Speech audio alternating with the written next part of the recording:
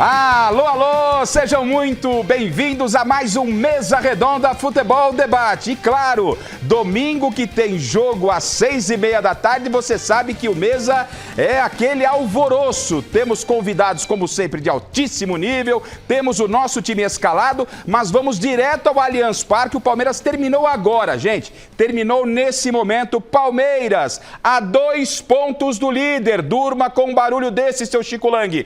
Palmeiras já está chegando na liderança, 2 pontos do líder Botafogo, venceu o Coritiba por 3-1, o Alexandre Silvestre está lá na zona mista, também aguardando o Abel, mas como é que está a movimentação por aí? Boa noite, Alexandre Silvestre, direto do Allianz Parque. Boa noite, Silver. Boa noite, galera, boa noite, Mesa Redonda, tá o Arthur aqui, os colegas esperando pela nossa entrada. Muito obrigado, Arthur, mais uma vitória, mais um gol teu. Você caiu como uma luva nessa volta, nada como o tempo para trazer maturidade, sapiência. Me conta tudo, cara. Muito feliz novamente estar marcando com essa camisa maravilhosa. Mas resultar principalmente é o empenho da equipe, empenho que a gente vinha buscando depois de 3 empates. A gente sabia do jogo de hoje, né? Então acho que foi uma noite muito especial, com gol, com um bom desempenho da equipe e de exaltar a equipe. Arthur, na temporada passada foram 10 gols marcados em 49 jogos. Chegando ao Palmeiras, em 13 jogos já são 6 gols marcados. O que mudou do que você fazia no Red Bull Bragantino porque você está fazendo no esquema do Palmeiras? Aqui a gente vê que é um jogo muito mais intenso, de muita bola na área, tanto que a maioria dos meus gols é de muito aproveitamento, de transição ofensiva. Então é isso que o Abel sempre vem demonstrando quando ele chegou aqui. Eu assistia os jogos e era isso. E eu me via que eu podia ajudar bastante. E graças a Deus estou ajudando a minha equipe com gols, com assistência, defensivamente. Então estou muito adaptado, estou muito feliz aqui na minha casa. Arthur, e esse ataque do Palmeiras é o melhor, né? A gente vê um entrosamento possível. Palmeiras invicto, viu, Garrafa? Melhor ataque. Eu só quero avisar que o Abel já está falando aqui na sala ao lado. Se você quiser puxar e jogar pro Abel, ele está dando entrevista. Enquanto isso, eu vou de Arthur e você toca por aí. Você comanda, professor. A gente sabe da qualidade, eu sei, né, da qualidade de cada um, do Rony, enfim, do elenco inteiro, né?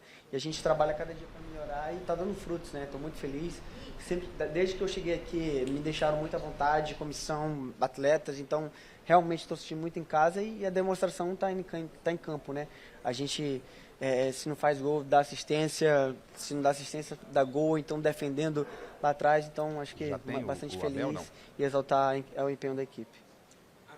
Dos 20 gols do Palmeiras nesta temporada no Campeonato Brasileiro, 13 de bola aérea, a partir de bola aérea. Existe um trabalho específico em relação a isso? Porque não pode ser coincidência, né? Um número muito alto de jogadas, de gols a partir de jogadas aéreas. Com certeza, nada é por acaso, nunca é sorte, né? É fruto de um trabalho no dia a dia. Cada um tem o seu papel ali na bola parada, de quem vai bater, de quem vai cabecear, quem vai atacar o espaço, e a gente trabalha isso no dia a dia. E o trabalho, a gente vai colhendo os frutos e está nos jogos, né? Muitos gols de bola parada e muito feliz. Queria que você falasse um pouco mais do seu gol, porque foi interessante. Você toca para o Piquerez, você vai embora, entra lá na zaga, ninguém, entre aspas, te viu e você marca. Ali foi uma jogada de oportunismo sua, você percebeu a brecha na zaga, ou é treinado esse lance que ocasionou o gol?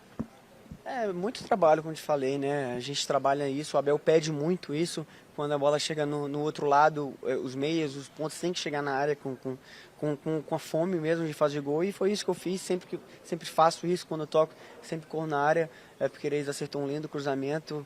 Fui feliz também de saber o tempo certo de que ela bateu no chão e eu deixei só o pé. Então, acho que isso é de muito trabalho que está dando frutos. Arthur, eu brinquei que você caiu como uma luva, mas nem sempre um bom jogador, quando chega num time ajustado, dá certo. Às vezes até atrapalha, coisa de encaixe, né? Mas nesse time tá dando muito certo. Por que isso? Como eu te falei, desde que eu cheguei aqui, eu me perguntava qual era o segredo também, como acho que muitos de vocês perguntam isso, qual é o segredo do Palmeiras, né? E desde que eu cheguei aqui, eu não fiz a pergunta, mas eu percebi, né? Acho que o caráter, a identidade da equipe, de cada setor, de fisioterapia, desde que a gente entra dentro do CT, é uma coisa diferente, completamente diferente, que eu nunca tinha trabalhado. E isso é um fruto de tudo isso, né? Então, acho que estou muito feliz, como eu te falei, estou me sentindo totalmente em casa, a minha equipe está me ajudando, eu estou ajudando a equipe, isso deu um namoro perfeito, hein? O Palmeiras muda muito pouco a sua equipe. Garrafa, insisto que o Abel Ferreira tá falando aqui do ladinho, tá bom? Se você tiver condição de puxar, o Abel já tá falando, projetando os próximos jogos. Então vamos Tem lá. muita polêmica hoje aqui. Não, vamos lá com o técnico do Palmeiras, o Abel Ferreira, né? Na entrevista coletiva, o Silvestre continua com o Arthur, mas a gente faz esse ping-pong. Agora, Abel Ferreira falando sobre essa vitória do Palmeiras. Bem curto. Eu, quando ouvi o Barbieri a falar no primeiro jornada, preocupou-me. Pensei que era mentira. O que esse jornalista conceituado disse, ele sabe aquilo que disse e é responsável por aquilo que disse. Mas mais do que isso, foi uma grelha que saiu dos árbitros. Dos árbitros. Não falo mais nada. Que me dão amarelo. Os árbitros que mais me amarelam. Você hoje viu este árbitro a vir comigo, educadamente, por primeira vez, primeiro aviso. Estou aqui para falar, estamos aqui para falar. Não veio com amarelo na mão. Pronto, só isto. Não tenho mais nada a dizer. Boa noite, Abel, tudo bom? Pedro Cunha da Vável Brasil. O Palmeiras é o segundo time que mais entrou em campo do Brasil nessa temporada do futebol brasileiro, com 33 jogos. E nesse mês de maio enfrentou uma grande maratona. Foram 6 jogos fora de casa, viagens desgastantes e 2 viagens para fora do país, outras viagens muito longas, como agora para Fortaleza. Como essas frequentes viagens desgastantes, você já falou muito do calendário, mas como essas frequentes viagens podem afetar o Palmeiras em busca dos seus objetivos na temporada? Não sei como é que pode afetar. Vamos, como te disse, vamos a cada jogo fazer a nossa reflexão do desgaste físico que os jogadores tiveram, sentir cada jogador, falar com um jogador, perceber a sua linguagem corporal, não é? Porque às vezes diz ao jogador, então, estás fresco? Ele, estou, não é? Porque eles querem jogar todas, senti-los e depois fazer o que sempre fazemos. Temos jogadores que uns têm descansado por amarelos, outros por lesão, outros eu vou gerindo com substituições. É isso que nós temos feito, essa é a minha função. Se houve coisa que o Brasil me ensinou, o futebol brasileiro me ensinou, foi eu, sem os jogadores saberem jogar mais do que uma partida ao mesmo tempo, tendo em conta aquilo que são os planos de jogo, do resultado dentro do próprio jogo, e depois poder gerir as substituições, como tens 5 substituições, o podes fazer. É isso que nós temos feito com muita responsabilidade e procurando sempre em cada jogo entrar sempre com a máxima força. Mas agora nota-se, por exemplo, quando tu tens tanto volume de jogo, como foi este jogo de hoje, chegas tantas vezes à área do adversário e depois naquele último segundo que é preciso estar clarividente, aí nota-se às vezes o cansaço dos jogadores. Não é porque eu sei que os meus jogadores se esforçam muito, deitam tudo cá para fora aquilo que têm, naquilo que são as suas capacidades físicas, mas eu não falo só da parte física, falo também da parte mental. Os jogos consecutivos, já vos disse no último jogo, volto-vos a dizer, é desgastante para os jogadores, parte mental, é desgastante para o treinador e é desgastante para os árbitros seguramente. Boa noite, Abel. Matheus Poggioli, parabéns pela vitória de hoje. Abel, hoje o Luan se isolou na 10ª posição do ranking de jogadores com mais vitórias pelo Palmeiras no Campeonato Brasileiro. Eu queria saber de você como vem sendo o dia a dia com esse jogador que, mesmo sendo reserva, continua se consolidando na zaga do Palmeiras, e ainda mais agora que o Palmeiras não terá o Gomes e também o Murilo contra o São Paulo. Obrigado. Não, o Luan é um dos pilares desta equipa. Às vezes vocês falam só, volto a referir, se há alguém que tem todo o conhecimento dos jogadores, é o treinador. Ele sabe o que treina, quanto treina, o perfil do jogador, o perfil do homem. Porque não adianta ter bons jogadores se os jogadores não têm cola. Ter um bom jogador que não agrega o resto, eu não quero. Eu quero bons jogadores que ajudem os outros a serem melhores. E o Luan é bom quando joga, o Luan é bom quando não joga, o Luan é um porventura dos jogadores que mais influencia esta molecagem que nós temos, que são muitos. Gostava de saber qual é a equipa que, a par do Palmeiras, que luta para ser campeão, mete tantos jogadores como nós. Gostava de saber qual é a equipa no futebol brasileiro que luta pelo top 4, que mete tantos jogadores jovens como nós. Isto tem a ver com a maturidade. Isto é muito bonito metê-los quando isto está tudo bem, porque quando apertar, isto vai sobrar para os mais velhos, não é? É assim que funciona. Isto não é só meter os moleques, é tudo muito bonito porque está tudo bem. O próprio treinador também aproveita também esse momento para dar um bocadinho de minutos a este, para fazê-los crescer. É assim que a gente os faz crescer. Não é quando estiver a assobiar que a gente vai meter os meninos. Agora que é preciso, mete lá os meninos. Não. E o Luá tem uma das funções deles, por isso é que ele é um pilar, por isso é que ele renovou o contrato, mesmo sem jogar muito o ano passado, porque o clube lhe reconhece não só competências técnico-táticas e físicas, mas também competências de liderança que ajuda aquilo que é a identidade do Palmeiras, e ele é um jogador que representa, temos mais, mas que representa aquilo que é a identidade do Palmeiras. Abel, eu como jornalista, repórter, setorista do Palmeiras, acompanho o Palmeiras no dia a dia, né, e nos jogos, estou tendo o privilégio de ver um momento incrível do clube, que por acaso tem você como técnico, e você também é um cara que chama muito atenção, e eu fico nos detalhes ali, vendo o jogo e vendo seu comportamento. Notei hoje que você, em alguns momentos, se escondeu um pouco no banco, virou mais para trás, mirou em algum ponto de referência para evitar... Se bem que no começo você teve lá já uma treta com o juiz, com o quarto... Mas eu percebo que você está tentando esquivar o olhar para poder reagir do jeito que você reage. É verdade? Eu estou errado? O que você está procurando fazer para tentar melhorar? Não, está certo. Está muito certo. Eu reparo que há muita gente que gosta de ter o Abel na boca, não é? Ainda no último jogo, os próprios comentaristas a relatar o jogo estavam sempre com o Abel na boca. Levou não sei quantos amarelos, porque levou não sei o quê. Não sei. Sinceramente, eu não estou... Há uma coisa que vocês têm que entender, e as pessoas têm que entender. Eu sou um treinador que, dentro das 4 linhas, sou intenso. Isso não vai mudar em mim. Quando isso mudar, eu deixo de ser treinador. E não vai ser nem comentário nenhum, nem jornalista nenhum, nem o meu pai, nem a minha mãe que vai fazer alterar aquilo que é o meu caráter no jogo. Eu sou um treinador intenso, ponto. 90 minutos ali dentro. Isso eu não vou alterar. Agora repare naquilo que você está a reparar, que repara muito em mim. Eu não sei porquê, e você até é um cara legal, não sei porque você repara muito em mim, você está a reparar naquilo que eu faço, estou mais... Pronto, sou um personagem interessante. Obrigado. Exatamente, sou intenso. Fantástico, fantástico. O que lhe quero dizer é isso. O Palmeiras são os nossos jogadores. Eu fiquei muito triste no último jogo, porque cada vez que eu sou expulso, não falam naquilo que é a consistência desta equipa e estão sempre a falar do treinador. O treinador, isso é que eu fico triste comigo, é porque vocês deixam tirar o foco naquilo que é o importante, que são os jogadores, os nossos protagonistas. Os nossos protagonistas são os que fazem gols, são os que correm, são os que se dedicam, são eles que fazem, são eles que têm que ter os holofotes. Eu, como todos os treinadores de futebol brasileiro, como ainda ontem vi um Santos contra o Internacional, vi o comportamento dos treinadores, isso eu vou guardar para mim. O que eu penso em relação a tudo isso eu vou guardar para mim só. Fica cá dentro. Todos temos que melhorar. Os treinadores têm que melhorar, os dirigentes têm que melhorar, a forma como os jornalistas veem o futebol. O Luís Castro, mais uma vez, volta a referir. Vocês querem valorizar o futebol brasileiro? Não querem, porque se quisessem valorizar o futebol brasileiro, falaram das coisas positivas e não falam zero positivas, só falam das coisas negativas. Mas isso é uma realidade. Você não, pronto, então você é dos bons, você é daqueles 50% que estão do lado certo. Então vocês têm a responsabilidade de puxar os outros 50% para valorizar aquilo que é preciso melhorar.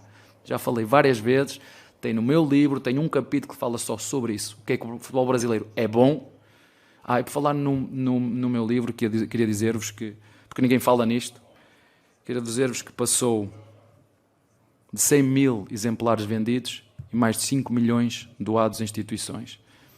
Para vocês falarem um bocadinho, sei que eu tenho alguma coisa boa, não é? Falarem um bocadinho fora de futebol. Não falo pelo futebol, que o futebol tem coisas boas e más para onde você quiser olhar, mas extra futebol.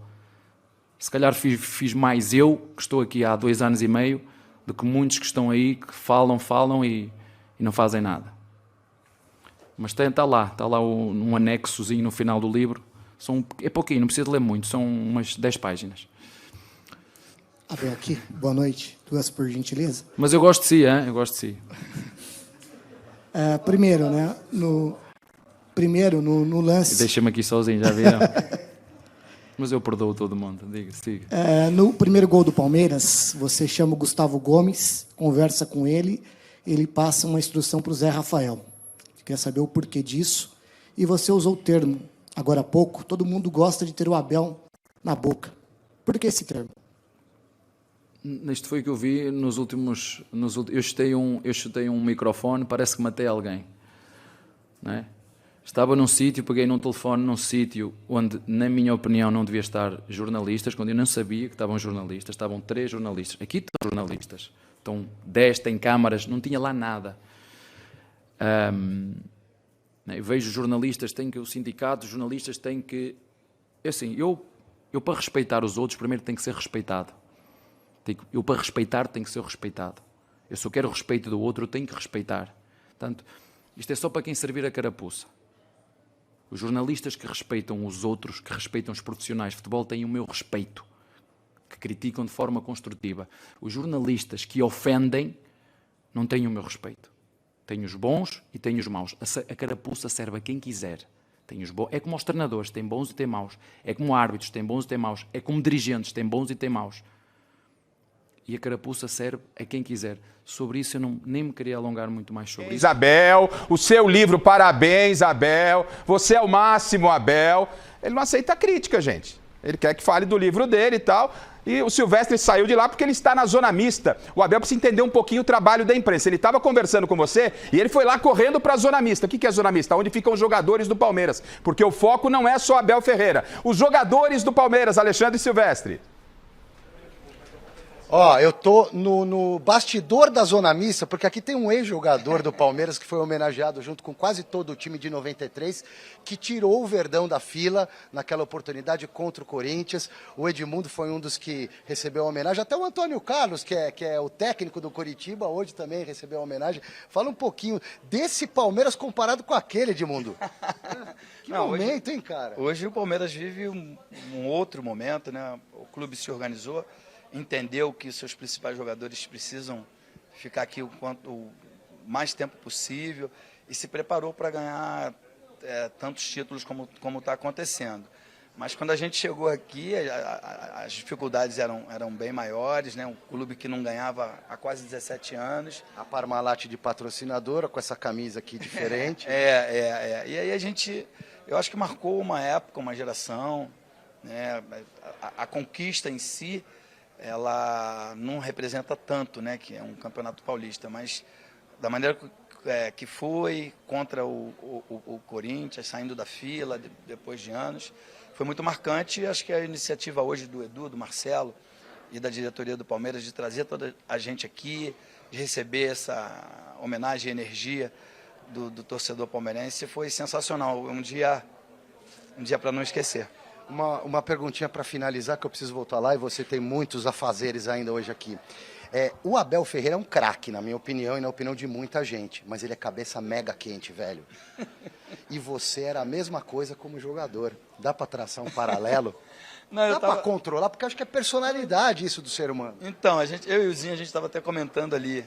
A primeira reclamação dele foi numa bola que bateu no Dudu e o Bandeira deu a favor do Palmeiras e o juiz deu a favor do Curitiba. A gente estava bem em cima da gente ali e, cara, bateu mesmo, né? Tranquilo. Mas a gente aqui, no ar-condicionado, com a cabeça fresca, a atitude é completamente diferente. Eu super entendo o Abel, acho que ele é um vencedor, um cara que vibra bastante e eu me identifico bastante. Recebi um pedido do Osmar Garrafa, que te entrevistou muito. Chico Lang quer te dar um abraço à distância. Posso colocar uma escotinha aqui, a moda antiga? Pode. Antigamente era assim, era uma delícia, né, velho? Vou compartilhar o fone aqui, Garrafa Edmundo, com a gente.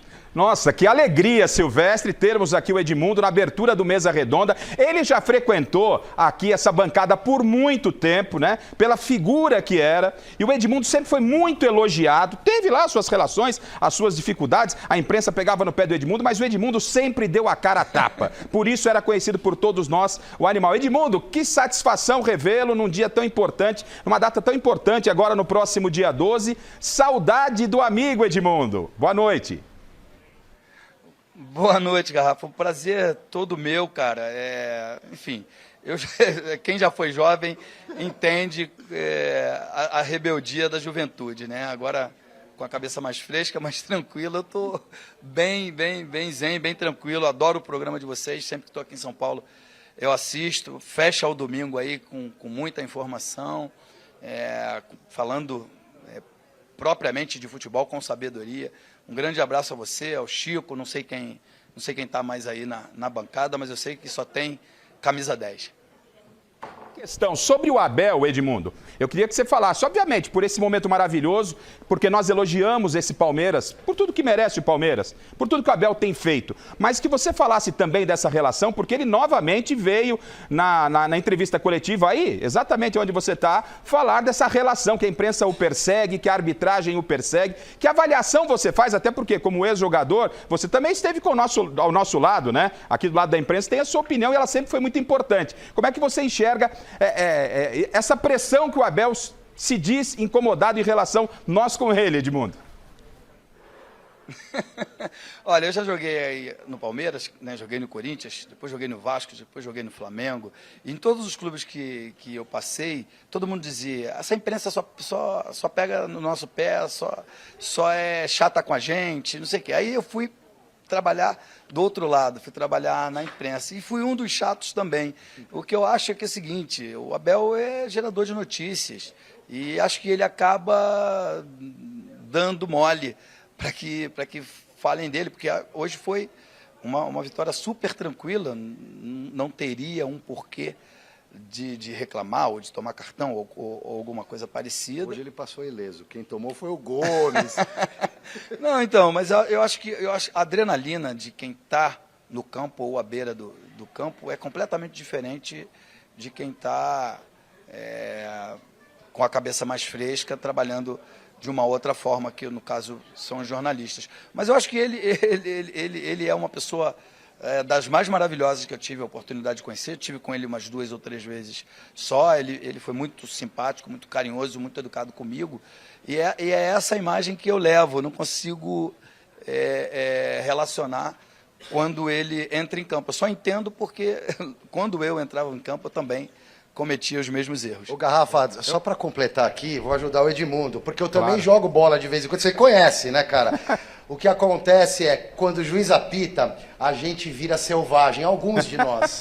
Ficar cego, velho, quer ganhar a qualquer custo. Você sabe, você foi meu técnico, Garrafa. Gira aí com a galera, eu preciso liberar o Edmundo. Eu vou até liberar o Edmundo, eu sei dos afazeres do Edmundo, mas não nossos convidados não foram apresentados, Edmundo. Porque esse Palmeiras avassalador, a 2 pontos do líder, Botafogo, mas não posso deixar de você rapidamente trocar uma ideia com o Chico Lang, porque hoje o Palmeiras, no próximo dia 12, melhor dizendo, o Palmeiras comemora uma conquista sensacional, fantástica, em cima do Corinthians do Chico Lang, saiu da fila em cima do Corinthians do Chico, e o Chico está aqui, quer te dar um abraço, Edmundo. Pois não, Chico, boa noite.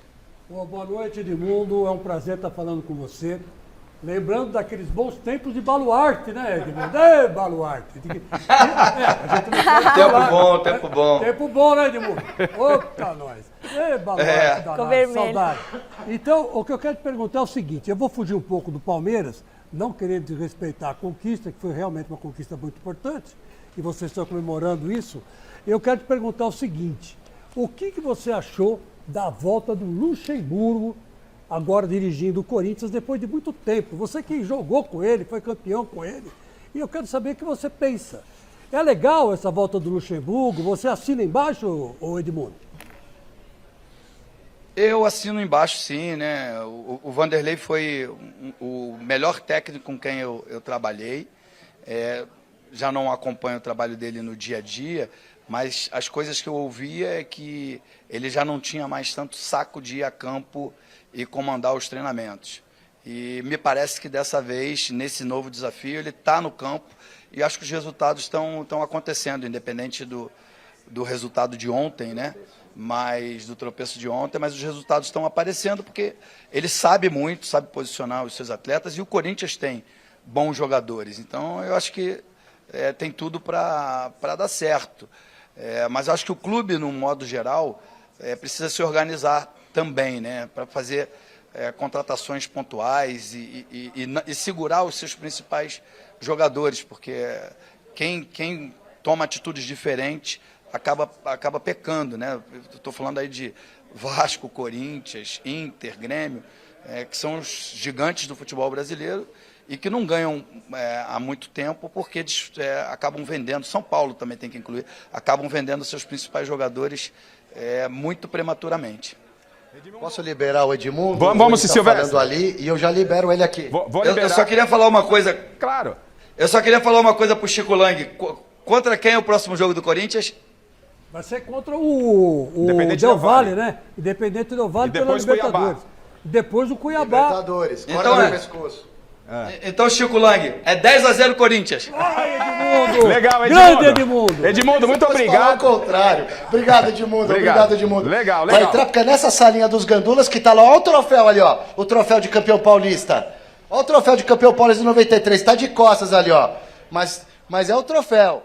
E o mini, uma réplicazinha ali na mão do Edmundo. Silvestre. Garrafa, eu sei que a gente tá, quebrando totalmente o protocolo. Eu vou devolver pra você, mas só pra você ficar sabendo que o Rony está falando ali e depois acabou. Então a vai lá no entrevista Rony. Por parte dos jogadores Vai do no Palmeiras. Rony, vai no Rony, eu já apresento 2 convidados. Fique aí, a gente vai falar muito desse Palmeiras. Vamos lá. Tem clássico final de semana, tem o Corinthians do Chico Lang, tem o Santos, tem muita coisa, mas o Rony tá lá falando. O Silvestre vai ouvir então o Rony nesse trabalho lá na zona mista do Palmeiras. Vamos lá.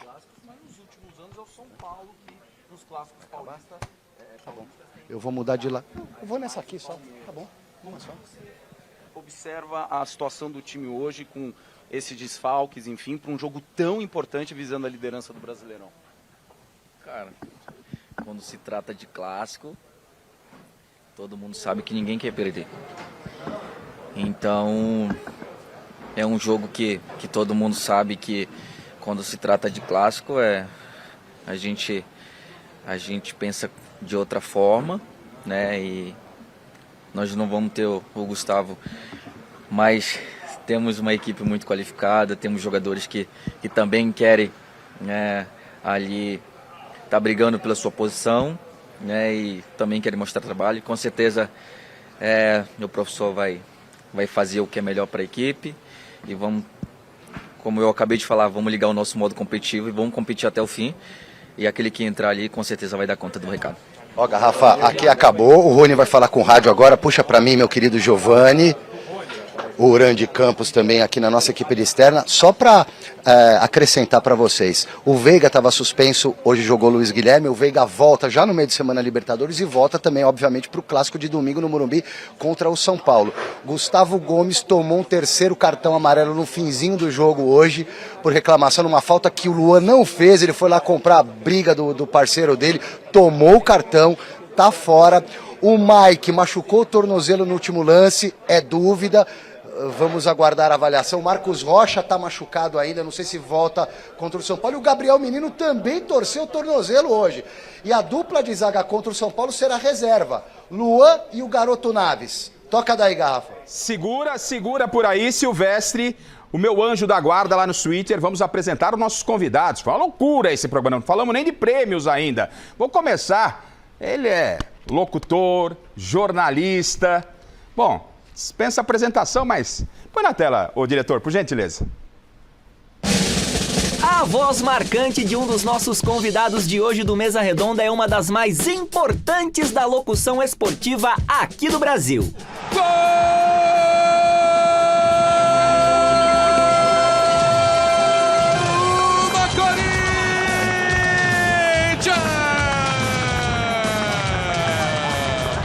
Nivaldo Jacopini Prieto, o queridaço Nivaldo Prieto, é narrador dos bão com passagens por algumas das principais emissoras de TV do nosso país, como a TV Bandeirantes, os canais ESPN e a Record TV, só pra citar 3 aí pra vocês. Hoje no Paramount Plus, o homem tem no currículo cobertura de Copa do Mundo, de Olimpíada, então seja muito bem-vindo ao Mesa, Nivaldo. Bora falar bastante de futebol nesse domingo contigo. Que legal! Obrigado. Tudo bem, Garrafa? Tudo ótimo, melhor agora. Agradecendo a Paramount Plus que liberou o Prieto para estar aqui com a gente. É uma honra recebê-lo aqui para essa resenha que você viu que já começou agitado o programa. Muito legal recebê-lo aqui, Prieto. Aliás, deixa eu dizer uma coisa. Boa noite, Michele. Boa noite. Bom, eu não vou revelar o outro convidado aqui, o Bílio, o Chico, enfim, todo mundo, a plateia que está acompanhando o programa. Você sabe que eu percebi você no começo do programa um pouco incomodado, a Michele até falou, pô, tem convidado, o programa começa assim e a gente não apresenta os convidados. Eu apresentando o programa, eu sei exatamente o que você está sentindo. Mas deixa eu te dizer o seguinte, eu sou da casa. Apesar de convidado, eu sou de televisão. A abertura do programa foi espetacular. Boa, Pedro. Pô, nós vimos o Arthur, que fez gol hoje, falando. O Abel, que todo mundo quer sempre ouvir e ver o Abel. Edmundo dando entrevista. Rony. Pô, o jogo acabou agora, se colocaram as principais estrelas. Pô, é isso o programa. Estou felicíssimo. Começou o programa muito bem.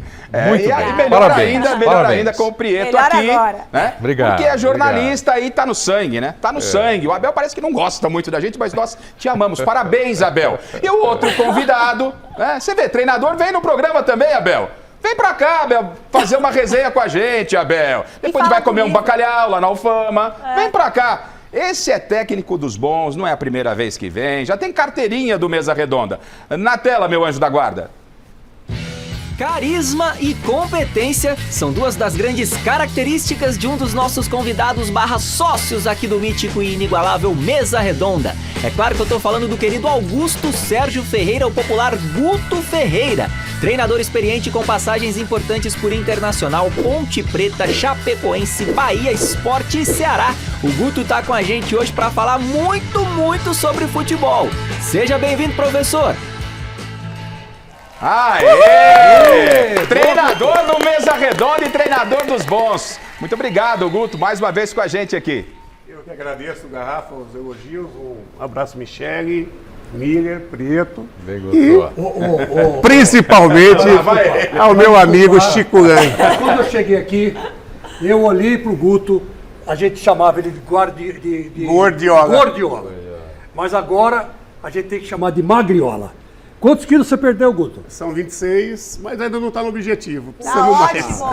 Uma salva de palmas. O nosso Guto Ferreira, que não fez operação bariátrica. Não foi na base da força de vontade. É um regime alimentar que a gente está tendo aí. Muito bem, parabéns, Guto. Bom, hein? Obrigado. Tá certo. Tá aí o Guto, então tem muita coisa pra falar. Quer ver, meu camereixo? Vem cá, boa noite, meu camereixo. Como é que você tá, querido? Tudo bem? Tudo tranquilo?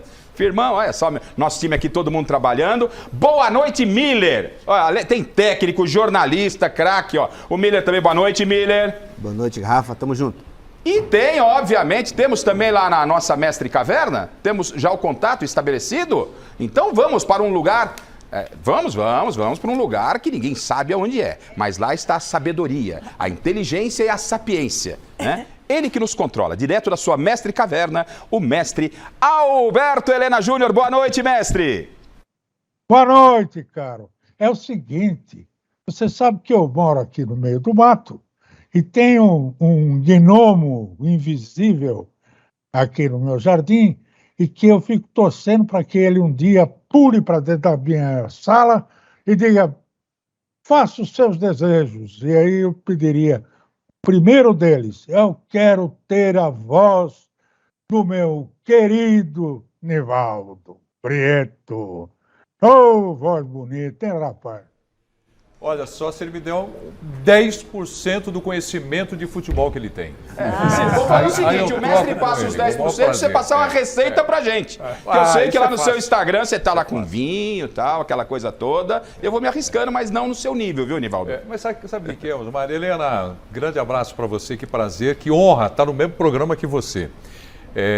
Esse negócio da gastronomia, de vinho e tudo mais, é hobby. Claro. A gente em televisão trabalha feito uns malucos, né? É jogo todo dia, é programa todo dia, e eu precisava desestressar um pouco. Então montei a varanda da minha casa, meu apartamento, e aí botei no YouTube, é Prieto na Varanda, e estou cozinhando a semana inteira para minha família. E para o YouTube pelo menos 2 vezes por semana. Ai, que legal. A gente vai, daqui a pouquinho, tem uma matéria sobre o Abel Ferreira. O Abel já soltou o verbo na coletiva. A gente vai falar desse Palmeiras que está a 2 pontos do líder. Eu vou voltar com o Silvestre lá na Zona Mista, porque a gente mostra bastidores da Serrinha. Não é possível que a gente não vai mostrar bastidores no Allianz Parque. Ô Guto, o Botafogo perdeu para o Goiás, né? O Palmeiras vence e já está a 2 pontos. É um Botafogo que você entende que dificilmente permanece no G4 e essa ascensão do Palmeiras é para assumir a liderança e não largar mais, pelo que você tem visto até aqui no Campeonato Brasileiro, Guto? Eu acho que o Botafogo ele tem oscilado, né? Mas ele tem vencido muitos jogos. E essa situação de vencer na Série A é muito importante para manter entre os 4. Tanto é que ele teve a segunda derrota, mas ainda não saiu da liderança. Então vai depender muito do que vem pela frente, e o que vem pela frente, se for vitórias, como ocorreu pós Goiás, né, vai seguir mantendo ele. Agora, que o crescimento do Palmeiras é inegável, isso está todo mundo vendo, né? E esse campeonato é longo, e nem sempre quem começa na frente termina. Aliás, eu não vi nenhum campeonato brasileiro o time começar e terminar campeão, né? Na frente, o campeonato todo. E a tendência é o Palmeiras, conforme for diminuindo essa quantidade de jogos, o time vai aprumando e daqui a pouco tá nadando de braçada aí. Eu tenho essa impressão de que o Palmeiras, assim que assumir, não larga mais a ponta. Eu quero ouvir o Miller, o Mestre e o Chico, vocês vão ficar à vontade para entrar nesse tema, mas obviamente com essa abertura aí, nessa correria, nessa loucura, o Silvestre continua no Allianz Parque. Nós não falamos com Michele Janela, porque só ela que pode lhe proporcionar prêmios, não é? Além da nossa enquete. Boa noite, Michele. Boa noite, Garrafa.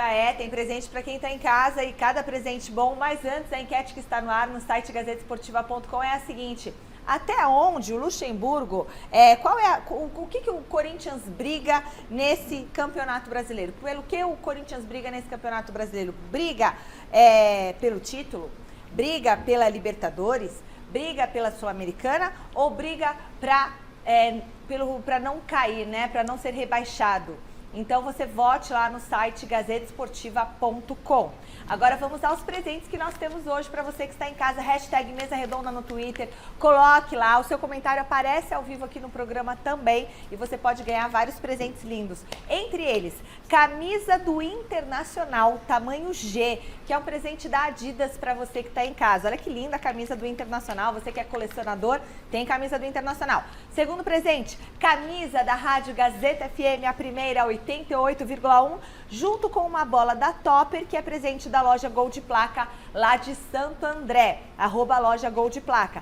Terceiro presente, luva profissional, que é um presentão da Poker, em parceria com a loja Gol de Placa de Santo André. Olha que linda essa luva profissional. E tem também um kit da RVS Bike Shop com capacete e squeeze. É o quarto presente da noite, tá certo? Porque no dia 25 de junho, no último domingo do mês, a RVS Bike vai estar dando aqui de presente para você uma bicicleta maravilhosa. Eu até andei com essa bicicleta na nossa redação para testar e ela é boa demais, tá certo? Esses são os presentes de hoje. Hashtag Mesa Redonda no Twitter e a gente vai se conversando e eu vou orientando você como poder ganhar alguns desses presentes maravilhosos. E se inscreva no nosso canal do YouTube, youtube.com/Mesa Redonda. Você também pode assistir o programa ao vivo pelo Mesa Redonda, mas não desliga a TV não. Fica lá no celular e na televisão, tá bom? Então vamos lá, hashtag Mesa Redonda. Eu já coloco essa questão pro Miller sobre o Palmeiras na liderança do campeonato e já emendo uma segunda que vale a todos vocês fiquem à vontade, o mestre também, para poder falar sobre Arthur. Sobre Arthur, a pergunta para vocês é: o Palmeiras não está sentindo falta, não é, do Gustavo, do Scarpa? O Palmeiras já supriu a ausência do Gustavo Scarpa com a chegada do Arthur. O que vocês acham? Mas antes eu quero que o Miller fale também a respeito desse Palmeiras, que para mim, eu entendo que é o Palmeiras assumir a liderança, agarrar e não largar mais. Miller, boa noite. Boa noite, Garrafa. Sem dúvida nenhuma, o Palmeiras, que tem uma regularidade muito grande no campeonato, né? Hoje pegou um adversário que vai lutar para não cair. Era uma vitória já bem, né, pré-fabricada. Mas o Palmeiras fez por onde, né? E ganhou sem fazer força, né? Porque um time bem posicionado, um time de muita qualidade, o Guto está aqui, ele sabe, não faz força para jogar, né? Eu estava reparando um detalhe na equipe do Palmeiras, vários detalhes, são interessantes, e o gol do Rony foi em 3 toques. Luan, Mike cruza e o Rony faz de cabeça. Porque o lateral tem que entender que ele não precisa chegar no fundo para cruzar. Ele não precisa ir no fundo para cruzar. Ele quase no meio campo, ele deu um tapa na cabeça do Rony, e o Rony fez o segundo gol, quer dizer. A bola aérea do Palmeiras, gente, ela é muito forte, é impressionante. Mas aí que eu estou te dizendo o detalhe da velocidade, né, em criar jogada e também finalizar. Então o Palmeiras, como tem 3 atacantes muito velozes e a bola chega com qualidade, isso facilita para o ataque converter em gols. E sobre Arthur e Scarpa, até para que os nossos convidados, o Chico e o Mestre, possam entrar na roda para falar. Ninguém se comenta mais, não estou tirando a qualidade, obviamente, do Scarpa. Seria ótimo tê-lo no elenco. Mas o Arthur entrou, pôs a camisa, não especificamente na posição do Scarpa, mas ele veio, né? Com a saída do Scarpa, veio o Arthur e ele está suprindo muito bem, é titular absoluto nesse Palmeiras e gol atrás de gol. É bem diferente, né? O Scarpa, ele tinha, assim, coisas pessoais, né? Boas, né? Que é a bola parada que todo mundo sabe que ele chutava bem de fora da área. Agora o Arthur é diferente, o Arthur tem velocidade, ele é inteligente, ele se posiciona bem e ele chega bem na frente para fazer os gols. Você pode ver, todos os gols do Arthur, ele sempre fica invisível aos zagueiros e chega na hora certa para finalizar. Então acho que a contratação foi excelente. Eu estava falando com o Prieto que ele alcançou uma madurez muito grande no Bragantino e chega diferente no Palmeiras, né? Ele chega mais maduro, mais inteligente. Você pode ver que ele não corre errado.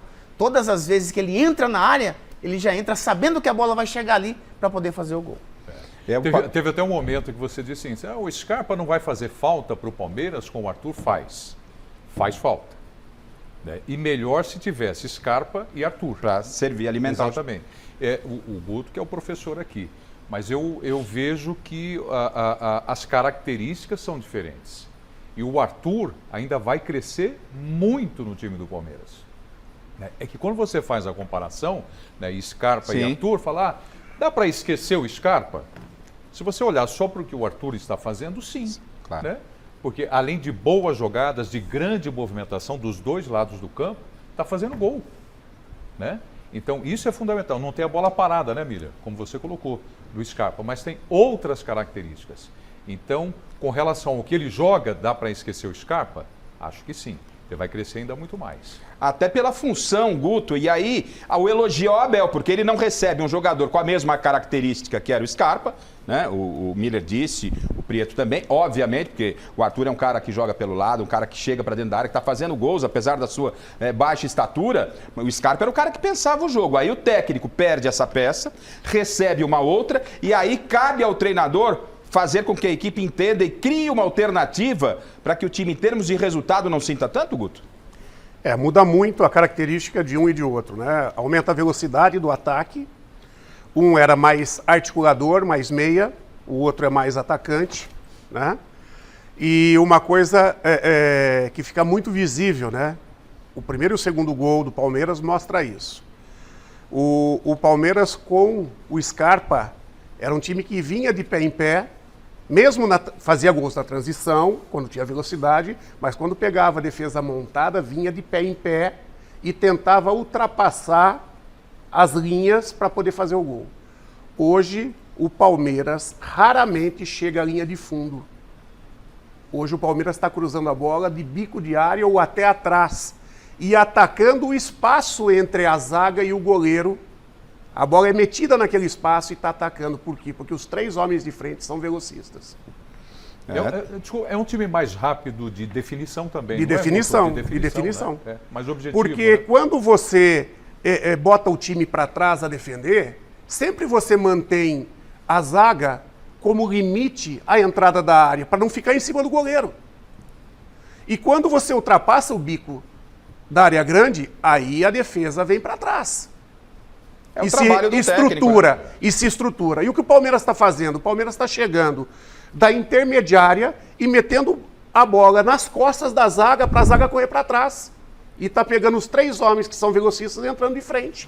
Até porque, né, Guto, Preto, o ataque do Palmeiras, né, obriga os jogadores de meio campo do Palmeiras, os laterais, a fazer isso. Os dois primeiros gols foram assim. Primeiro foi o Piquerez que cruza, depois o Mike. Quer dizer, o ataque obriga ao meio-campo e os laterais serem rápidos também. Causando surpresa à defesa, porque a defesa tem que virar para correr para trás. A hora que ela quer chegar, o outro já está chegando. Mas, Guto, me diga uma coisa, isso aí é mérito de quem? Treinamento. É mérito do treinador. Claro. Treinamento e a característica dos jogadores. Mas não tem tempo para treinar, Guto, era na conversa. Não tem tempo para treinar. Não tem tempo para treinar determinadas situações. Sim. Entendi.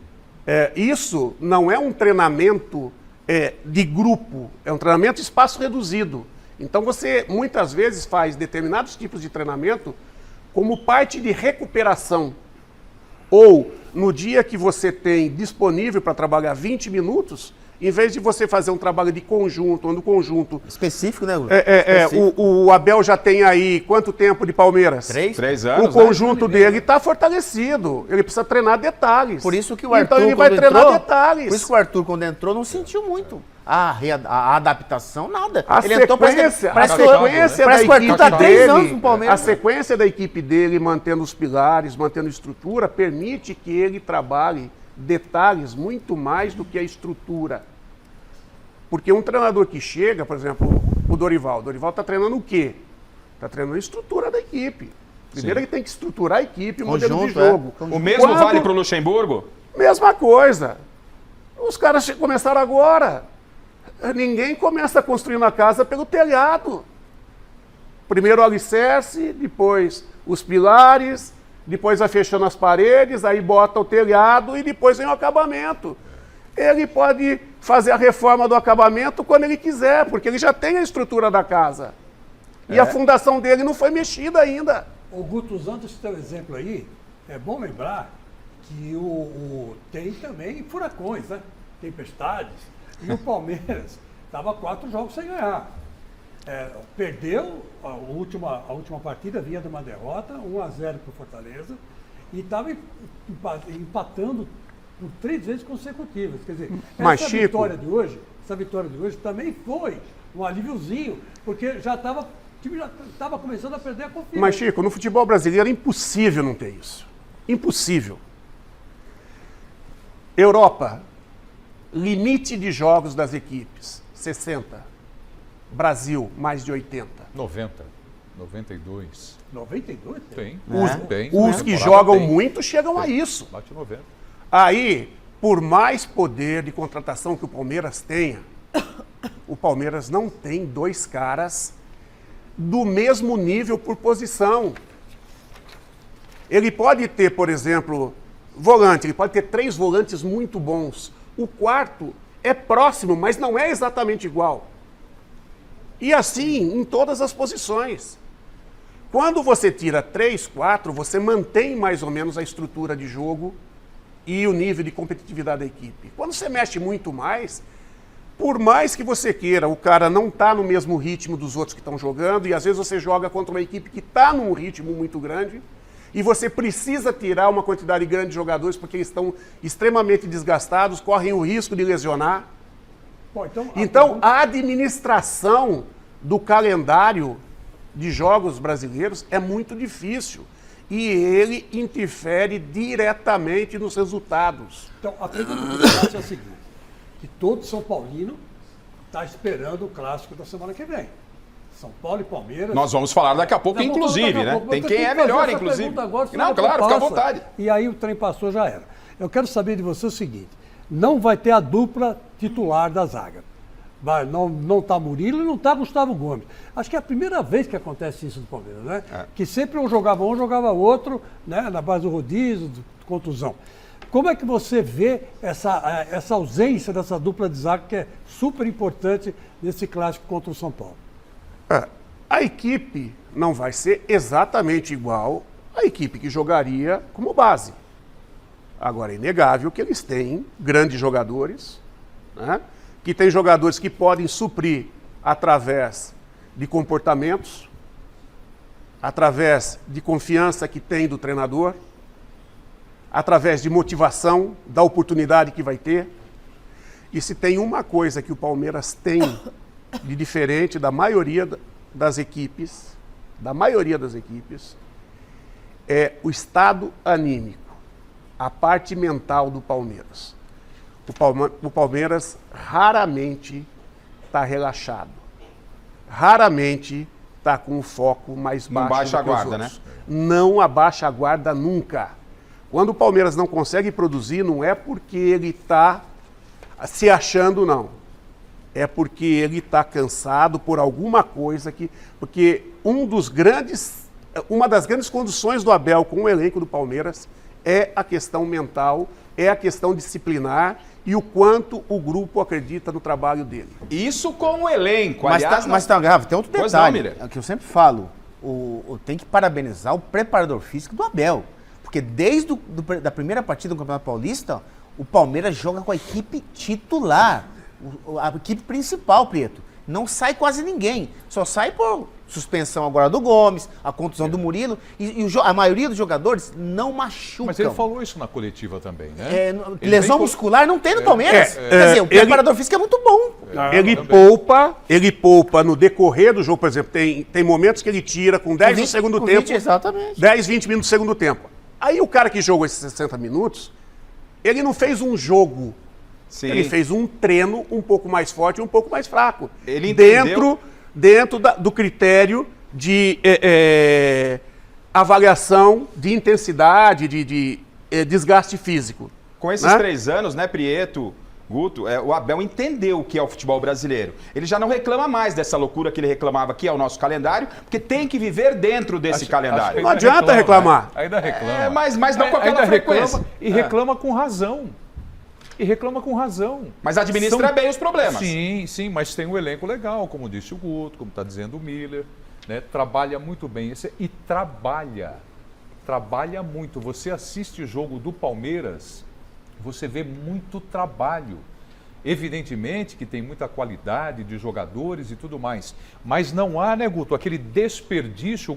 Acho que o Guto falou, o Palmeiras não precisa chegar até a linha de fundo para fazer um cruzamento, mas também não é uma bola jogada para dentro da área. Não é rifada. É um passe. É um passe. Né? E aí o jogador se cansa menos. Tá vendo, Abel? Mas tem um detalhe, Preto. Hoje jogou no lugar do Veiga, um garoto. O garoto joga muita bola, muito habilidoso. O Luiz Guilherme? Primeira partida dele. Então. A Palmeiras tem uma das melhores bases do país, Parece que ele está há 2 anos jogando no time O trabalho de João Paulo Gomes é espetacular. Aliás, a base ganhou na Europa hoje de novo. Sim. Olha, venceram o Barcelona hoje, venceram o Ajax, a categoria sub-20 e sub-15. Ganharam títulos hoje na Europa. O trabalho da base do João Paulo merece todos os elogios.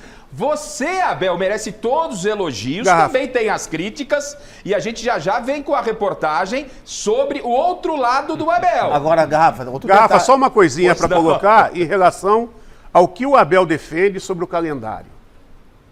O calendário brasileiro impossibilita os clubes de qualificar o seu jogo e apresentar grandes espetáculos. À medida que, em vez de quantidade, se priorizar qualidade dentro de uma condição fisiológica aceitável, diminuindo o número de jogos, vai ter tempo para treinar, vai ter tempo de ver qual treinador é bom, qual é ruim, qual jogador é bom, qual jogador é ruim, e a tendência da qualidade do futebol melhorar. E a partir disso, exigência de cada vez mais campos melhores, condições melhores de trabalho, de logística. Premier League não é a melhor do mundo à toa. Sim. Eu vou aproveitar... Só mais uma perguntinha pontual. Pois não, claro. É o seguinte, Guto, você me parece que vem observando o trabalho do Abel. Quando o Abel chegou aqui, todo mundo criticou porque era treinador português e tal, muita gente não gostou. Mas você acredita que o Abel já contribuiu para o crescimento do futebol brasileiro ou você acha que não? Ele não fez nada demais, que já não estava sendo feito? Qual a sua opinião? Eu conheço o trabalho do Abel desde 2018, no Braga, foi onde ele subiu, e ele já rivalizava naquele momento de igual para igual com Porto e Benfica, estava na frente já do Sporting, né? E ali que eu conheci o trabalho dele. E inclusive quando eu cheguei no Brasil, comentei com muitos amigos. Falar agora é muito fácil, mas os meus amigos podem comprovar isso aí. Que eu tinha conhecido o trabalho de um jovem treinador português que era muito promissor. Então quando ele veio, para mim não foi novidade. Eu acho que ele acrescenta demais na parte organizacional, de como ele gere toda a estrutura do clube, toda o staff em volta do futebol, os mais variados setores, a comissão interdisciplinar, na época do Medina, era exatamente esse nome que a gente adotava, né? E põe todo mundo para trabalhar de forma interligada, produzindo. Não é estar ali por estar. Tudo tem um porquê e cada um produz o seu melhor. Então, ele consegue aglutinar o máximo de informações e executar o melhor trabalho para poder, através disso, colher os resultados que está colhendo. É muita coisa antes de chegar no campo de futebol. E gerir tudo isso não é fácil. Eu acho que se deve muito também à direção do Palmeiras, a quem está por trás, Cícero, o Anderson, a direção. Inegável, indiscutível, que há um trabalho muito bom lá no Palmeiras. Coisa que, de repente, em outros clubes, a parte diretiva ou a parte executiva pode não ter a visão exata da dimensão de tudo isso. E eu vou voltar, até como repórter, que sou, obviamente, né? Não vou deixar o meu colega Alexandre Silvestre com o jantar dele esfriando em casa. Eu quero destaque final aí no Allianz Parque, porque parece que já deu aquela popular esvaziada, que você mostre aí o Allianz Parque. Deu uma rápida resumida, porque o Silvestre vem na sequência para falarmos especificamente do outro lado do Abel. Na sequência, vamos falar do clássico São Paulo e Palmeiras, tem o Corinthians do Chico Lang, o Santos, tem muita coisa no Mesa Redonda. O seu destaque final aí no Allianz, Silvestre. Ô, Garrafa, na verdade não é o jantar que está esfriando, é outra coisa que está resfriando. Ó, eu estou na cadeira do homem aqui, ó, cadeira da coletiva de imprensa, sala de imprensa. Mostra ali, Giovanni, pessoal da transmissão da TV Palmeiras finalizando as cadeiras já vazias. Aqui, ó, o Abel concede a entrevista. Para lá dessa porta é o vestiário, mas eu não irei invadir a privacidade, porque eu não tenho essa autorização. E, aliás, já tive um segurança ali, né, com rádio. QAP, eles têm torre aqui também, que nem nós aí na Gazeta tem torre. Alô, QAP, alô, torre. Tem um repórter aqui na sala de imprensa, sentada na cadeira. Eu falei, calma, tio, eu só vou entrar no programa, fica tranquilo. Posso dar um rolezinho rápido, Garrafa, fazer um caminho para você aqui, ó, para quem não conhece aqui o Allianz Parque.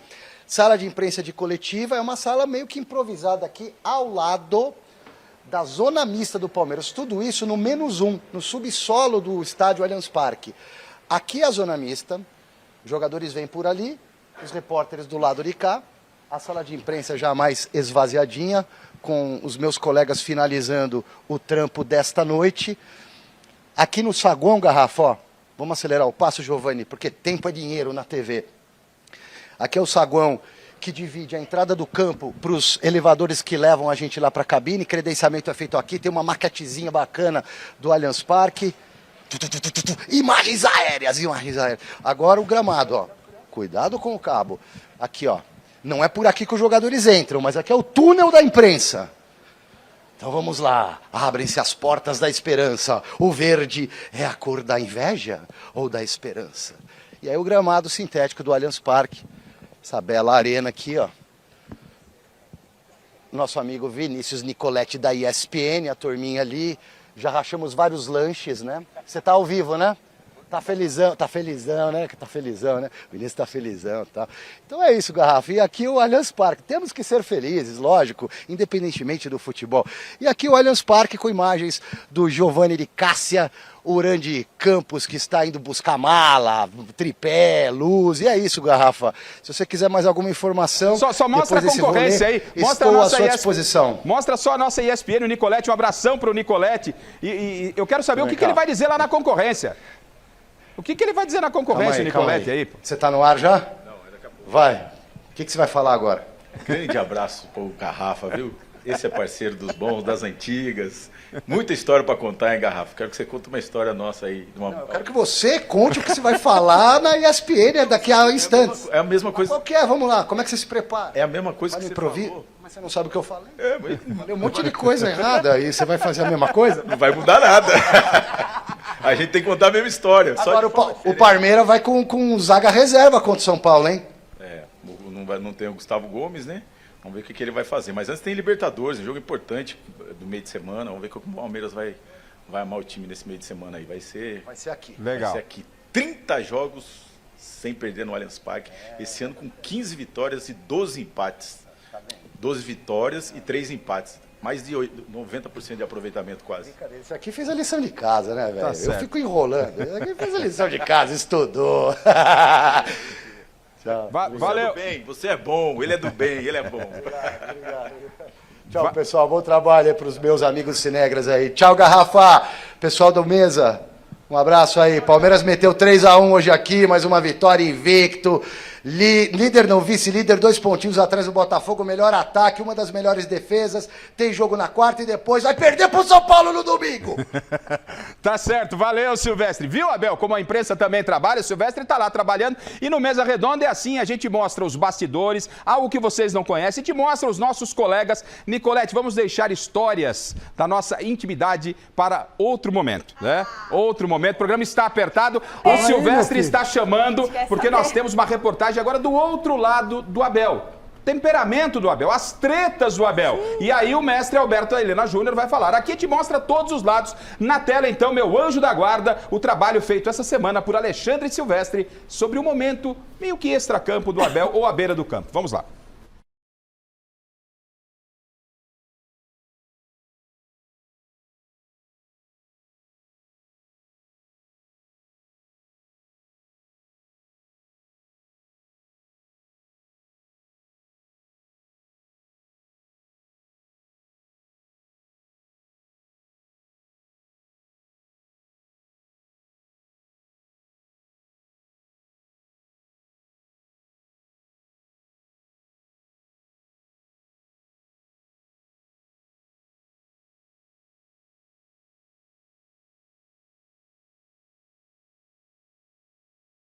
Além da patroa. Estamos a competir.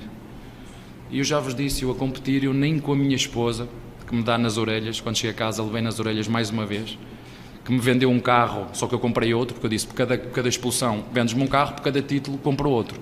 Portanto, empatei, ela vendeu-me um e eu comprei outro. Um homem extremamente competitivo, visceral, nos jogos, na área técnica, então... Tive um comportamento que reconheço que passou dos limites e por isso foi punido pelo árbitro e que reconheço que é um processo que eu tenho que melhorar. Eu reconheço, isso é um processo que eu tenho que melhorar. Mas não foi nada que outros treinadores já não tenham feito. Difícil se controlar, Abel. Que tal um chazinho de camomila? Uma terapia? Apontarem a uma pessoa só. Eu não fiz nada que o Guardiola já não tenha feito. Eu não fiz nada que o Klopp já não tenha feito. Eu não fiz nada que o Mourinho já não tenha feito. É o que eu começo a sentir. Eu sei que vocês gostam disso, vai dar a página, mas não há problema, sinto-me perseguido pelos árbitros brasileiros. Faça o que eu digo, não faça o que eu faço. Meu pai também falava isso. A cabeça ferve. Abel fica cego quando nervoso. Querem ver os meus defeitos? Tenho alguns, não é muitos, mas tenho alguns. E na área técnica é o que for preciso para ganhar. É o que for preciso para ganhar. Eu sou competitivo de natureza. Uns gostam da minha forma de ser, outros não gostam. Eu não estou aqui para agradar ninguém, estou aqui para ganhar. Eu não vim para o Brasil fazer amigos. Na pilha para vencer, nem microfone escapa da fúria do esquentadinho. Vira e mexe, sobra para a imprensa também. Por isso é que eu sou treinador e vocês são jornalistas. Se quiserem ser treinadores, vão à CBF, fazem o curso e sentam-se aqui no meu lugar. É isso que vocês têm que fazer. Punido algumas vezes, perdoado outras, Abel pode pegar mais um gancho. O tribunal tá na marcação. Eu peço desde já desculpa se me excedi, porque são coisas de futebol, são coisas que estão dentro de futebol e isto é muito nosso. Mas infelizmente hoje toda a gente tem câmaras e telemóveis em todo lado. Peço-me desculpa se me excedi, a minha intenção foi só, isto é de futebol, há coisas que a imprensa não tem que saber. Pisou feio na bola outro dia no Mineirão, o episódio do celular. Nunca poderia ter tomado o aparelho das mãos de quem quer que fosse, ainda mais de um repórter credenciado na zona mista, zona de trabalho da mídia. Sabe o que é invadir a privacidade? Nós estamos em privacidade. O que eu senti foi invadir a minha privacidade. Eu não posso ter eu estou aqui a falar com ele e você vir aqui e mostrar aquilo. Não, não posso. No meio de uma confusão. O que eu senti foi invasão de privacidade. Foi só isso. Nessa você não teve razão não, meu querido. Mãozinha na consciência, Abel Ferreira. Que tal ficar marcado mais pelas conquistas, pelas glórias, pelo talento e capacidade de gerir uma equipe de futebol? Se continuar explosivo desse jeito, terá de entrar para o time dos que trabalham à distância, no tal do home office. Há sempre esse lado positivo. Descansar, não viajar, ficar em casa, curtir a família, controlar o jogo e comandar o jogo sentado no sofá, como foi contra o Santos, a beber a minha água com gás, tranquilo, perna cruzada em cima do sofá, meter o auricular aqui no ouvido, desfrutar da minha equipa, o orgulho que tenho de ver esta equipa a jogar. Se o clube quiser prolongar o meu contrato nestas condições, eu passo a comandar a equipa a partir de casa, se me deixarem. Aí o Abel na bronca com as cobranças. Mestre Alberto Helena Júnior, pisamos muito na bola com o Abel, pegamos demais com o Abel Ferreira, pegamos demais no pé do técnico do Palmeiras, mestre? É muito mimimi, viu? A imprensa, como a torcida em geral do Palmeiras, o que faz não é perseguir, é louvar o trabalho do Abel. Tá cheio de gente aí querendo que ele seja o técnico da seleção brasileira. É que ele, sabe, está vivendo aquele período na vida do sujeito que é o de ter muita fama e cresce dentro dele aquele negócio e tal, eu sou eu, e vocês têm que me respeitar, não sei o quê. É muito mimimi, ele que pare de ficar tão histérico à beira do campo, e aí não tem mais nada para falar, a não ser o fato de que está num momento, depois de tantas conquistas, depois do Palmeiras ter atingido o ponto que atingiu, dele, vamos dizer, refinar o futebol do seu time, fazer com que o Palmeiras jogue um futebol encantador e inesquecível. É o que falta. Título não falta, elogio não falta. O que falta é só isso. Tá certo. Para irmos para o Corinthians, eu tenho aqui prêmios e tenho um técnico e um jornalista. Então, para ouvirmos todos os lados, o Guto fala sobre o pensamento do Abel, qual é a visão que ele tem sobre essa relação com a imprensa, e o Prieto também dá a sua opinião. E na sequência, a Michele tem prêmios para você. Pois não, Guto e Prieto? Guto, por favor. Eu acho que da mesma maneira que o jornalista critica o treinador, eu acho que antes da crítica também tem que se colocar na condição do treinador. Porque é muito difícil você, com um monte de coisa na cabeça, ainda ter que se preocupar com alguns detalhes que pra gente é mínimo. Né? E muitas vezes, ninguém chuta cachorro morto. E assim como tem bons, tem maus profissionais, tem profissionais de redes pequenas, sim, que precisam criar alguma situação para elevar sua... Cabe ele fazer o filtro e não generalizar, porque generalizar Exato. é um problema. Quando você fala Mas... assim, a imprensa, aí você joga todo mundo no mesmo saco. Eu estou falando de uma situação claro. que você, assim como você colocou a condição dele para com a imprensa, e eu coloco a condição do treinador para com a imprensa. A imprensa também coloca que o treinador brasileiro é incompetente e o treinador estrangeiro é que é o bom. Hoje já está começando a se rever. Eu não defendo essa tese, mas está valendo. Mas por Nunca muito defendi. tempo... A maioria pensa assim, é verdade. Por muito tempo essa tese foi defendida. E não importa onde você nasceu, existem os bons, os médios e os ruins. Aqui tem ruins, aqui tem médios e tem caras muito bons. Isso vale para jornalista, médico, técnico. E tem muitos estrangeiros que vieram para cá que são ruins e que já foram embora. Tá. Prieto. Ô Garrafa, eu vou ser bem objetivo, bem rápido. Primeiro, o Abel é um baita técnico. É um super profissional, é dos melhores que o futebol brasileiro já teve, sem a questão de ser estrangeiro, de ser brasileiro, mas é dos melhores, né? E está mostrando isso no trabalho que está fazendo. Vários convites chegam para ele, já se fala em seleção brasileira e tudo mais. Agora, o Abel tem quanto? 45 anos? Isso. 46 anos no máximo? Isso, é bem novinho. Ele ainda vai melhorar muito na relação com a imprensa. Ele disse na coletiva de hoje, eu não mudo, eu não vou mudar. Vai mudar. É verdade. Vai mudar. É da vida. Claro, vai amadurecer, vai mudar. E vai entender, por exemplo, que o jornalista, ele tem como fundamento ser porta-voz da sociedade, Abel. Então, o que acontece? Para você entender um pouco mais de jornalismo e televisão, por exemplo, como é que funciona? Na nossa cabeça, no nosso trabalho, o teu a gente tenta entender. Procure entender o nosso lado também. Está acontecendo um jogo, você chuta uma garrafa na lateral do campo, é imagem diferente, nós temos que mostrar. É notícia. Você chutou o microfone, a gente tem que mostrar. Um cachorro invade o campo, nós temos que mostrar. Temos, não é? Vamos mostrar. Claro que vai mostrar. Porque o cachorro faz parte do jogo? Não. Então tem que mostrar. É lógico. Ele está dentro de campo.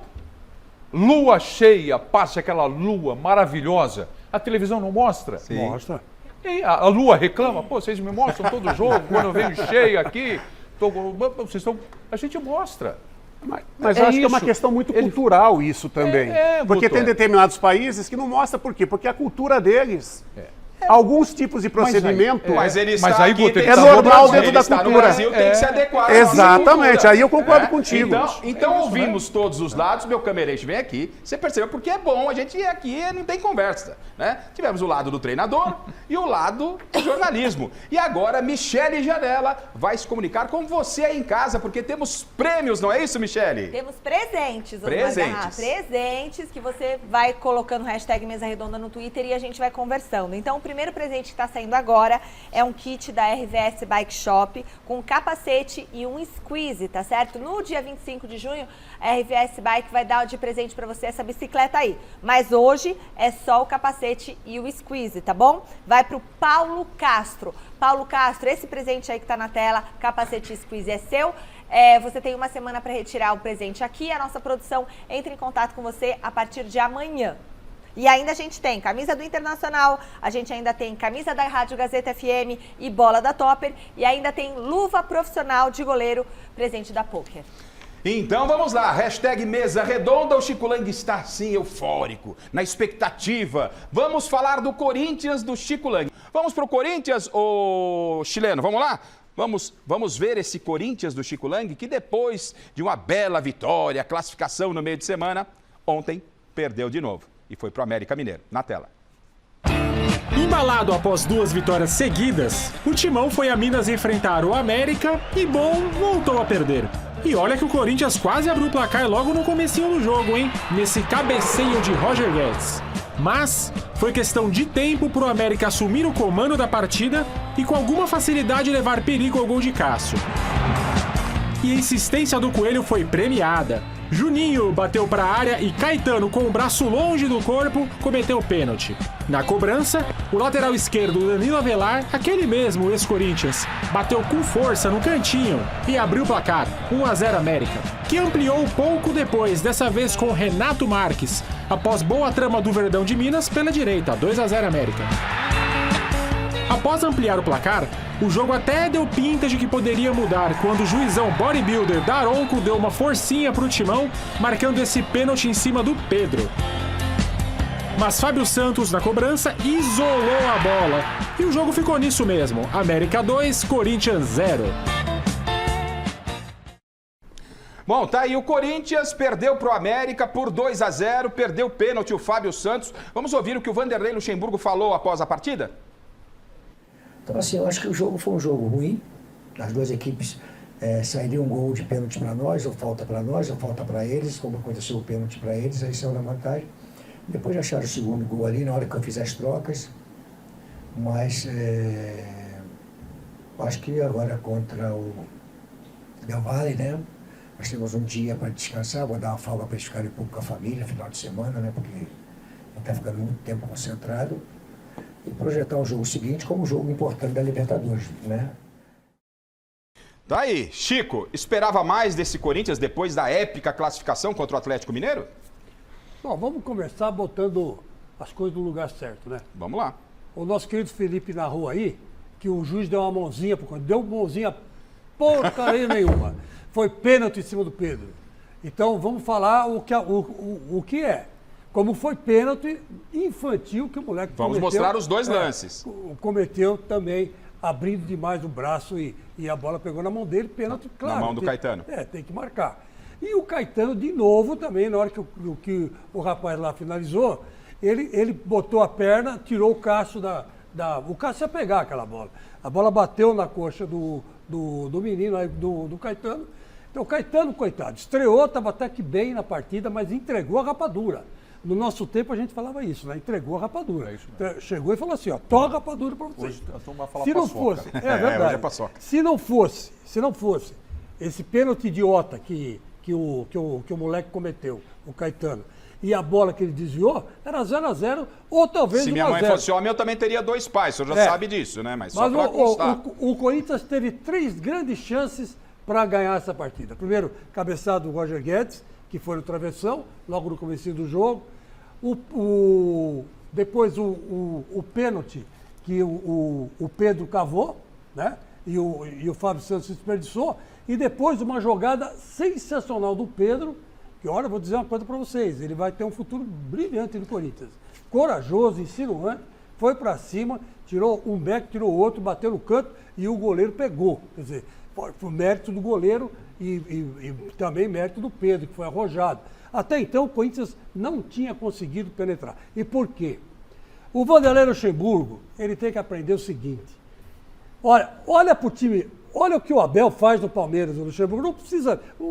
Até aqui, o Guto Ferreira, que ele foi claro, olha, o Abel já tem uma coisa que ele deixou para o futebol brasileiro, é gestão. É gestão dentro de campo e fora de campo. O Luxemburgo não está fazendo bem essa gestão, vamos falar a verdade. O que acontece? Já que ele colocou o Renato Augusto, ele começou poupando o Renato Augusto. Já que ele colocou o Renato Augusto, o Luxemburgo, começa com o cara. O cara olha para o Renato Augusto e já pensa 2 vezes. Porque, o Renato Augusto está em campo. É perigoso. Que o América vinha com o time reserva, ele acreditou que com esses jogadores poderia... Não veio com o time reserva, não. Não veio com o time reserva, não. Veio com o time titular, menos os 2 que são do Corinthians. Então não vem dizer para mim que é time reserva. Não, tem não um é time detalhe reserva, muito não. grande aí que tem que ser colocado. O Renato voltou no jogo do meio de semana. Ficou além do tempo. Qual a idade do Renato? 35, acho, se não me falha a memória. Há quanto tempo o Renato estava parado? Uns 3, 4 meses, 3, 4 meses. Fez uma partida de quantos minutos na quarta-feira? Jogou quase 60 minutos. 60 minutos. Com certeza, ele não tinha feito nenhuma partida. Então, o ritmo dele, se ele entra jogando no jogo do América, ele corria um sério risco de lesionar. 35 anos. A volta dele contra ela o tem que Liverpool ser progressiva. É uma coisa, quando você fica muito tempo parado, você perde uma coisa que se chama lastro. Que a gente chama de ritmo, né? Não é só o ritmo. Então, quando você adquire um ritmo, você adquire um lastro também. Se você tem muito tempo naquela situação, batendo num ritmo alto, você consegue voltar ali na frente de uma maneira mais rápida. Quando você tem menos idade e tem um tempo maior... A recuperação é outra. A recuperação é outra, então tem que ser progressiva. Aí ele joga mais um pouquinho, depois joga... Daqui a pouco, se for respeitado, ele vai estar daqui 5, 6, 7 jogos, ele vai estar recuperando aquele ritmo sem ter lesionado. Porque se ele lesionar de novo, ele vai ficar um tempo ainda maior. Mas, Guto, você acha que vai ser fácil jogar contra o Independente Del Valle? E ele vai começar jogando. Administrar jogadores nesse estágio... Nessa faixa etária, inclusive, também. Nesse estágio, é dificílimo. Porque o problema não é a faixa etária. O problema é a sucessão de tempo parado. Além, ainda acrescenta... Começa a lesionar muito, começa a ficar para trás. Aí o cara já não tem a mesma força, o cara já não tem o mesmo preparo físico. Ritmo. Aí o cara começa a lesionar, volta, lesiona. Tem que ser administrado isso até que ele chegue num patamar de novo de estar competindo na intensidade necessária e repetidamente. Ô Guto, então agora vamos conversar de jornalista para treinador. O Luxemburgo errou em insistir com o Paulinho? e o Paulinho se lesionou gravemente. Tanto é verdade que o Corinthians mandou o Paulinho para casa. Quantos jogos o Paulinho fez em sequência? 3. Se foram 3 jogos inteiros, porque o departamento de fisiologia que também dá o aval ou não. E às vezes o treinador passa por cima da fisiologia por necessidade. E nós tivemos aí lances polêmicos, até para passar a opinião de todo mundo. Vamos no primeiro lance polêmico, não sei se é polêmico, me parece que acho que vai ser unanimidade. Pênalti lá do garoto Caetano, o primeiro lance que tivemos de penalidade ontem lá em Belo Horizonte. Tá aí, ó, cruzamento vem lá da esquerda, né? Aí a bola bate com o braço do jogador Caetano aberto, ó. Essa imagem melhor, ó, quer ver? Costa no corpo, moleque. Larga a mão de ser burro. Não era o movimento natural. Tá, a arbitragem acertou, Miller. Olha, os zagueiros hoje brasileiros, né? Como o Chico falou, né?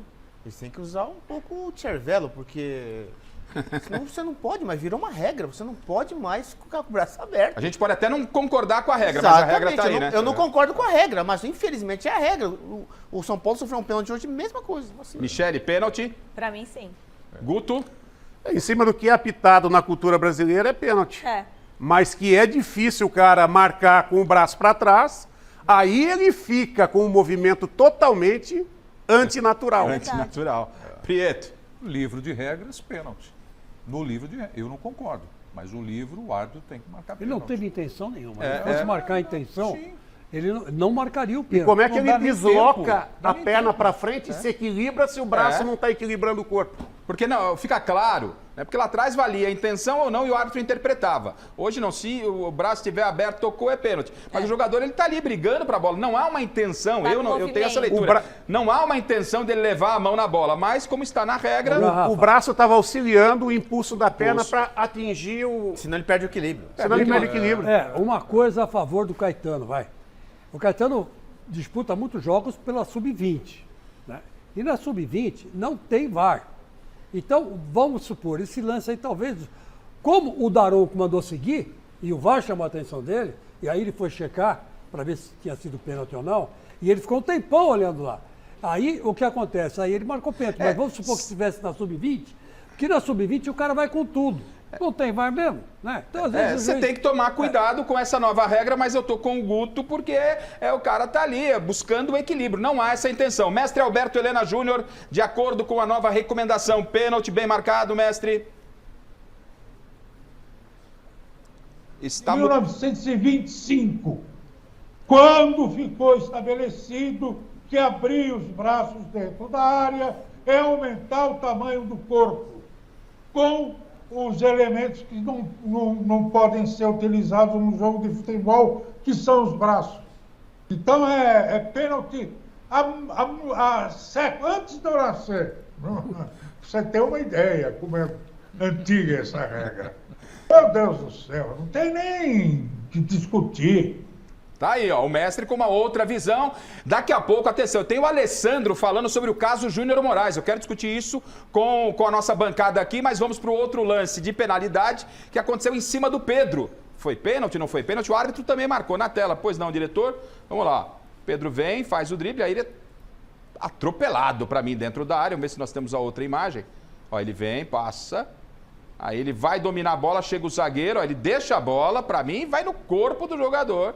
Né? Para mim, pênalti claríssimo. Para você, Michele Janela, pênalti. Pênalti claríssimo, Garrafa. Pênalti bem marcado, Miller. É aquilo que você falou, né? Aí é um lance interpretativo. Interpretativo? Na minha opinião, eu não marcaria pênalti, mas... O Miller não marca. Opa, já vi que vai dar discussão. Você não marcaria, Miller? Ué, mas o jogador disputa... Quando se disputa a bola, mas não foi ombro com ombro, Miller.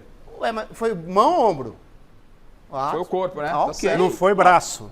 Tá. Foi o tronco dele que faz a proteção da bola. Olha lá, esse lance corriqueiro. E bloqueia, ele chegou e ganhou a frente. É um lance corriqueiro de bola. É um beabá. Até em pelada se faz isso, pelo amor de Deus. Ele antecipou e protegeu a entrada. Claro. O choque é muito mais do jogador do Corinthians nele do que dele Você vai disputar a bola, ô Garrafa, você vai disputar a bola, você vai ter que usar o corpo, você vai usar o quê?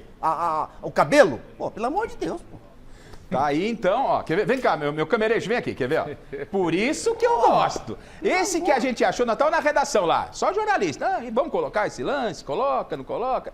Isso aí vai ser unanimidade. Olha só, o pessoal da bola, Miller e Guto, já que pênalti aonde? Nivaldo Prieto, pênalti ou não? Muito pênalti. Muito pênalti. E aí eu preciso defender o meu argumento também aqui com o Guto e o Miller.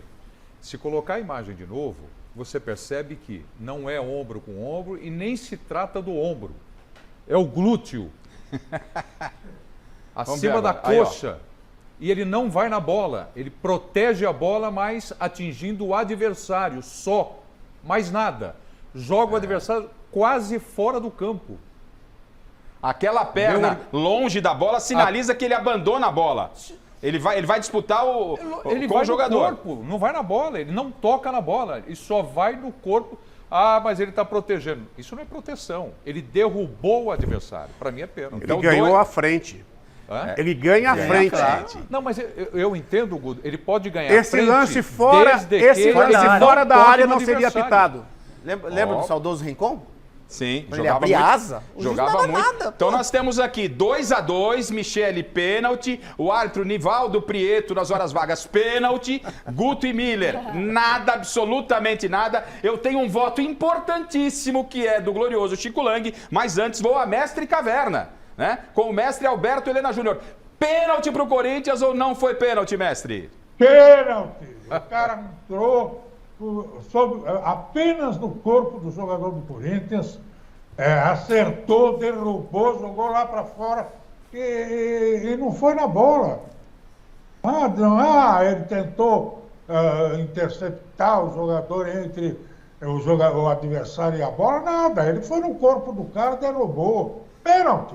Pênalti, tá aí pro mestre. E o Cameration vai no Chico, que era o voto do Chico Lang com Cameration. Lá pode fechar no Chico Lang, porque há uma expectativa. O que o Chico vai dizer? Pênalti pro Corinthians ou não pênalti pro Corinthians, Chico Lang?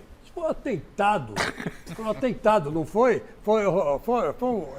O cara tinha que ir pra polícia. Saiu daí do estádio, vai pra polícia. Fazer um BO? Fazer um BO. O cara atropelou, cara. O cara atropelou o menino Pedro, que fez uma jogada brilhante. E se ele não é atropelado, eu não sei não se sairia o gol do Corinthians. Tem essa também. Que além de bater bunda com bunda, como você polidamente falou glúteo, mas eu falo bunda, porque foi bunda com bunda. E aí o que acontece? Aí o que acontece? O moleque entra dentro da área. Ele poderia até fazer o gol. Você sempre me surpreendendo. Olha que coisa maravilhosa. Você sempre me surpreendendo. Achei que você diria que não foi pênalti, mas tudo bem. Mas imagina, eu não posso falar isso porque foi pênalti. Como eu disse que foi mão do menino lá. Certo. Então, para nossa bancada aqui, você em casa decide. Se foi ou não foi. Pra gente aqui foi pênalti. Mas temos 2 votos. É que eu não vou querer criar tumulto aqui, dar peso 2 aqui pro Guto e pro Miller, porque a gente tem coisa importante nesse mesa, não é, diretor? Você está mostrando o lance aí, que é sobre a declaração do gerente de futebol do Corinthians, o Alessandro, ontem, lá em Belo Horizonte. Todo mundo sabe que o Vanderlei tirou alguns jogadores que estavam no elenco, não vinham sendo aproveitados. Um caso desses é do Júnior Moraes. O jogador tem contrato até o final desse ano, até o final de 2023. Ele assinou um contrato por 2 anos com o Corinthians, vindo lá da guerra, da Ucrânia, e não vinha sendo aproveitado, com muitas lesões. E aí o jogador que foi afastado para treinar em separado entrou com uma ação contra o Corinthians, ação que gira em torno de 4 milhões, né, de reais. E aí o Alessandro ontem foi questionado lá em Belo Horizonte. Vejam só o que disse o Alessandro, foi muito forte o que disse o Alessandro sobre Júnior Moraes. Na tela. Cara, sobre esse atleta, eu preciso ser muito franco com vocês. Eu preciso pedir desculpas para o torcedor corintiano por uma contratação tão infeliz que fizemos, né? Vestir a camisa do Corinthians, você precisa de alguns pré-requisitos, de algumas virtudes. Você precisa ter coragem, você precisa ter personalidade. E este, que eu prefiro nem sequer mencionar o nome, ele foi covarde e principalmente mentiroso. Eu resumi bem o que é o atleta. Eu lamento que o torcedor corintiano tenha visto ele vestir a camisa do Corinthians. Infelizmente, lamento muito. Mas é o que eu disse para você, ele teve um comportamento que eu acabei de descrever para vocês. Essa é a posição do Corinthians. Eu, jornalisticamente, para ouvir o outro lado, hoje entrei em contato com o procurador empresário do Júnior Moraes, o Rafael Brandino. Convidei para participar do Mesa, disse que não participaria, né? Não concedeu entrevista, não conseguimos falar com o Júnior Moraes, mas a palavra... Pode pôr na tela, o Chile, por gentileza, o que disse, né, o empresário do jogador a respeito dessa situação, hoje numa conversa que tive com ele. Abre aspas ao Brandino, né? Tem uma relação de amizade com o Duílio, presidente do Corinthians, e o Júnior trabalha comigo há bastante tempo. Eu, empresário, estou em fogo cruzado e quero resolver para que fique bom para os dois lados. Acredito que a melhor saída seja o diálogo. Rafael Brandino, procurador do jogador. Bom, eu vou jogar para vocês, só quero dizer o seguinte. O atleta foi à justiça porque o Corinthians está devendo direitos de imagem, 13º salário, né? Tem atraso para receber, o jogador tem pendências financeiras com o Corinthians, e o Corinthians fala da atitude do jogador, que disse o Alessandro, que ele se arrepende da contratação. Foi feita uma contratação pela diretoria que está aí, pelo próprio Alessandro, pelo Duílio. Contrato com o jogador poderia ser feito, por que não fizeram por 9 meses com ele? 9 meses, se você se recuperar tal, automaticamente o vínculo está renovado até 2023. Não, já deram um contrato longo para ele e agora o jogador reclama na justiça direitos, já que ele foi afastado. Eu não entendo, eu entendo que o jogador está no direito dele, ou eu estou errado, Miller? Não, tá errado não. É claro que em relação à justiça, salário atrasado, o clube não faz mais que obrigação em cumprir com os seus, né, com o acordo. Agora, é claro que o Alessandro, quando chega e fala, né, olha, ele foi um covarde mentiroso. Né? Por que o Júnior Moraes é covarde e mentiroso? Ele deixou no ar, né? Lógico, deve ter as razões dele, né? Não estou duvidando do Alessandro, até porque o Alessandro é uma pessoa Fundo de séria. garantia, 13º em atraso. Talvez o empresário queria fazer um acordo, não surgiu o acordo e aí o Júnior foi à justiça, mas... Sim, ele entrou na justiça entrou já, na né? Justiça. Até porque foi bem noticiado isso nessa semana. Mas, como eu disse, o Alessandro deve ter as suas razões para falar essas duas palavras, né? Sobre o Júnior Moraes. E se eu fosse Júnior Moraes, também eu me pronunciaria em relação à declaração do Alessandro. Não parece cômodo, Prieto, você dar uma declaração dessa? Até porque ele não explicou o porquê de covarde, dentro do que a gente tem conhecimento, e nós procuramos jornalisticamente o outro lado, não é? Dentro do que nós temos de conhecimento, ele está buscando na justiça aquilo de direito, já que ele foi afastado. E essa diretoria que contratou o Júnior Moraes e não está cumprindo com ele aquilo que havia sido prometido. O Alessandro representa o Corinthians. O empresário do jogador com quem você conversou colocou panos quentes dizendo que é amigo do presidente e elogiou o jogador. Falta o Júnior falar alguma coisa. Falta o Júnior Moraes dar alguma declaração a respeito do papel dele com o Corinthians e sobre o que disse o Alessandro. Eu não sei se o Corinthians está pagando ou não ele. Sim. E quanto está pagando. Alguma coisa deve cair na conta dele. Agora, não está satisfeito, não está feliz? Está faltando o quê? Direito de imagem? Direito de imagem, 13º e fundo de garantia. Então, a informação é que o fundo de garantia não está sendo depositado, o 13º também não. A gente fica aqui trabalhando com hipóteses. Sim. Talvez o Corinthians, a direção, o Alessandro, tenha tentado negociar com ele. É verdade. Eu acho que até, como é que foi que o Alessandro falou? Falta de caráter, né? Mentiroso. E covarde. Covarde. Pode ter se iniciado Talvez tenha uma conversa. Uma negociação. Olha, vem cá, estamos devendo aqui para você, Miller. Não dá para pagar 100, vamos pagar 30, vamos pagar 20, Isso. vamos pagar em 10 vezes. Tudo bem? Ah, tudo bem, legal. Você concorda? Ah, eu concordo. Talvez seja isso. Olha, mentiroso, já tinha negociado, já tinha conversado, mas nada disso vem a público. É normal afastar o jogador que o treinador entende que não vai aproveitar mais para que não contamine o grupo, porque foi isso que fez o Corinthians, foi isso que fez a comissão técnica do Vanderlei, até por uma orientação da diretoria, Guto? Mas hoje, em cima das leis de proteção ao jogador, isso não é fácil. E o jogador que vai treinar a parte, ele pode requerer os direitos dele de treinar junto ao grupo. Né? Que ele está sendo impossibilitado de exercer a profissão dele. Né?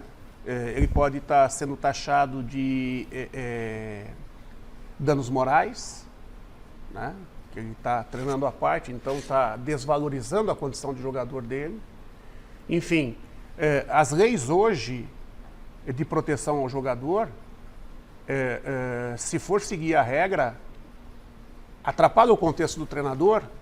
Para aquele jogador que não está sendo aproveitado e que não tem uma ambição maior... Treinar com os demais companheiros, né? É sempre difícil, porque ele pode atrapalhar. Porque não existe uma lei de proteção se ele está... Eu não sei o que está acontecendo, às vezes acontece de um cara estar descartado, ter que ficar no grupo e fica minando. Né? E fica minando. Não estou dizendo que a questão do Júnior não tem nada a ver. Eu o problema do Corinthians. Estou citando os dois lados e que hoje o treinador tem que administrar o grupo. O Chico. Rafa, Pois só não, pegando o gancho do Guto aqui, eu discordo de qualquer... Inclusive o Guto tem sentido nessa. Eu discordo de qualquer treinador que afasta o jogador. Até porque ele não vai pagar o jogador, é o clube. Pô, tem um contrato longo, hoje se faz contrato longo, não tem jeito de não fazer. Todo jogador faz contrato longo. Aí é fácil eu chegar num clube e dizer assim, olha, não quero Garrafa. Coloca ele lá no CT, não sei das contas. Pô, é um ser humano. O cara tem contrato. O cara não está na situação de machucado porque ele quer.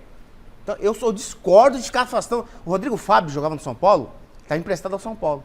E o São Paulo fez ele treinar em CT de Cotia. Eu lembro. Lembra? Lembro. Ele entrou na justiça, ganhou uma bala do São Paulo, justamente. Como afastar o jogador? O cara não é um bandido, meu. Deixa o cara aí, pô. Agora, eu discordo dessa posição, Guto, do treinador. Eu acho que não tem nada a ver uma coisa com a outra. Deixa o cara treinando lá, pô. E aí, Chico, essa diretoria contratou o Júnior Moraes, um jogador que vinha de lesões, não é? Vinha de lesões, faz um contrato longo, e aí o Alessandro vem e dá essa entrevista forte, mas e o meia-culpa da diretoria corintiana que foi buscar o Júnior Moraes? Ô, Rafa, a coisa é simples. Quando você entra num clube, você assina um contrato, não assina? Sim. Não está no preto e no branco lá? Sim. 2 anos de contrato, vai ganhar luva, vai ganhar 13º, 14º e o resto dos partes. Direito de imagem, está tudo lá. O Corinthians assinou, o Júnior assinou, então ninguém tem que reclamar, tem que pagar. Não, sabe, vamos parar de ficar passando mão na cabeça de dirigente. Os dirigentes fizeram uma burrada, uma bobagem contratando esse cara. Era para fazer aquilo que você disse, como o Santos fez com o Lucas Lima. O Lucas Lima, você quer jogar? Quero. Aliás, o Lucas Lima fez um golaço, acho que nós vamos ver. Sim, bonito de falta. Daqui a pouco, né? Voltou a fazer gols de falta. Vamos assinar por produtividade. Se você jogar 10 jogos e fizer 5 gols, você ganha tanto, tá bom? Tá bom. Assina aí, assinou. Então agora, se ele jogar 10 jogos e fizer 5 jogos, estou chutando aqui, né? Paga. Uma hipótese. Vai lá e paga o cara, quanto combinou. Então, eu não passo a mão na cabeça do dirigente, de jeito nenhum. Eu estou com mira nisso aí. O Rodrigo Fábio foi um exemplo que você levantou e você tem razão. Agora, assinou o contrato, assinou. Então não tem que botar o cara para treinar separado, não tem que fazer nada disso. Cumpre o contrato. Ô Garrafa, você pode ver o Palmeiras e o Flamengo hoje? Como é que eles contratam? Critério. Você pode ter um jogador do Flamengo afastado lá? Não. O Palmeiras tem? Não tem. Por quê? Marinho. Porque ele... Não, mas aí foi uma disciplina do Marinho, outra coisa. Mas agora não tem, porque eles sabem contratar, na maioria das vezes. Agora, contrata o jogador, o Júnior Moraes. Quem contratou ele, o Chico? Não foi, o Alessandro não estava junto? Foi o Alessandro exatamente. E o Roberto Andrade. Qual foi o critério que eles colocaram para contratar o jogador? Então não é culpa do jogador. Mas tá no papel, né? Exatamente. Tá no papel. Eu tenho que seguir pro São Paulo, pro Santos. Tem campainha antes. Tem campainha, mas o Guto quer arrematar o assunto. Não, rapidamente, na Europa, quando ocorre isso, vai jogar no time B. Desce pro time B, para alguém com B. Ele continua trabalhando como profissional, porque o time B é profissional. Né? Então, as leis não dizem em qual time você foi contratado, se é pro A ou pro B. No contrato não está dizendo isso. Então, não é possível contar nesse grupo, desce para esse.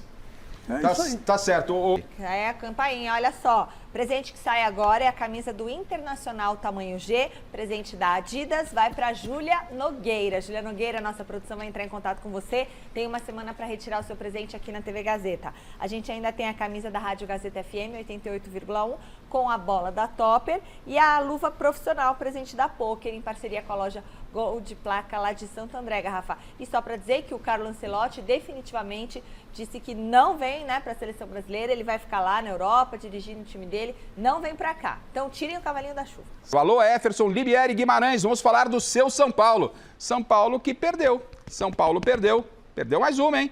Meio de semana perdeu e se classificou. Mas hoje perdeu na tela. Duelo de tricolores no Sul. O São Paulo saiu na frente com Caleri depois desse cruzamento do Caio Paulista.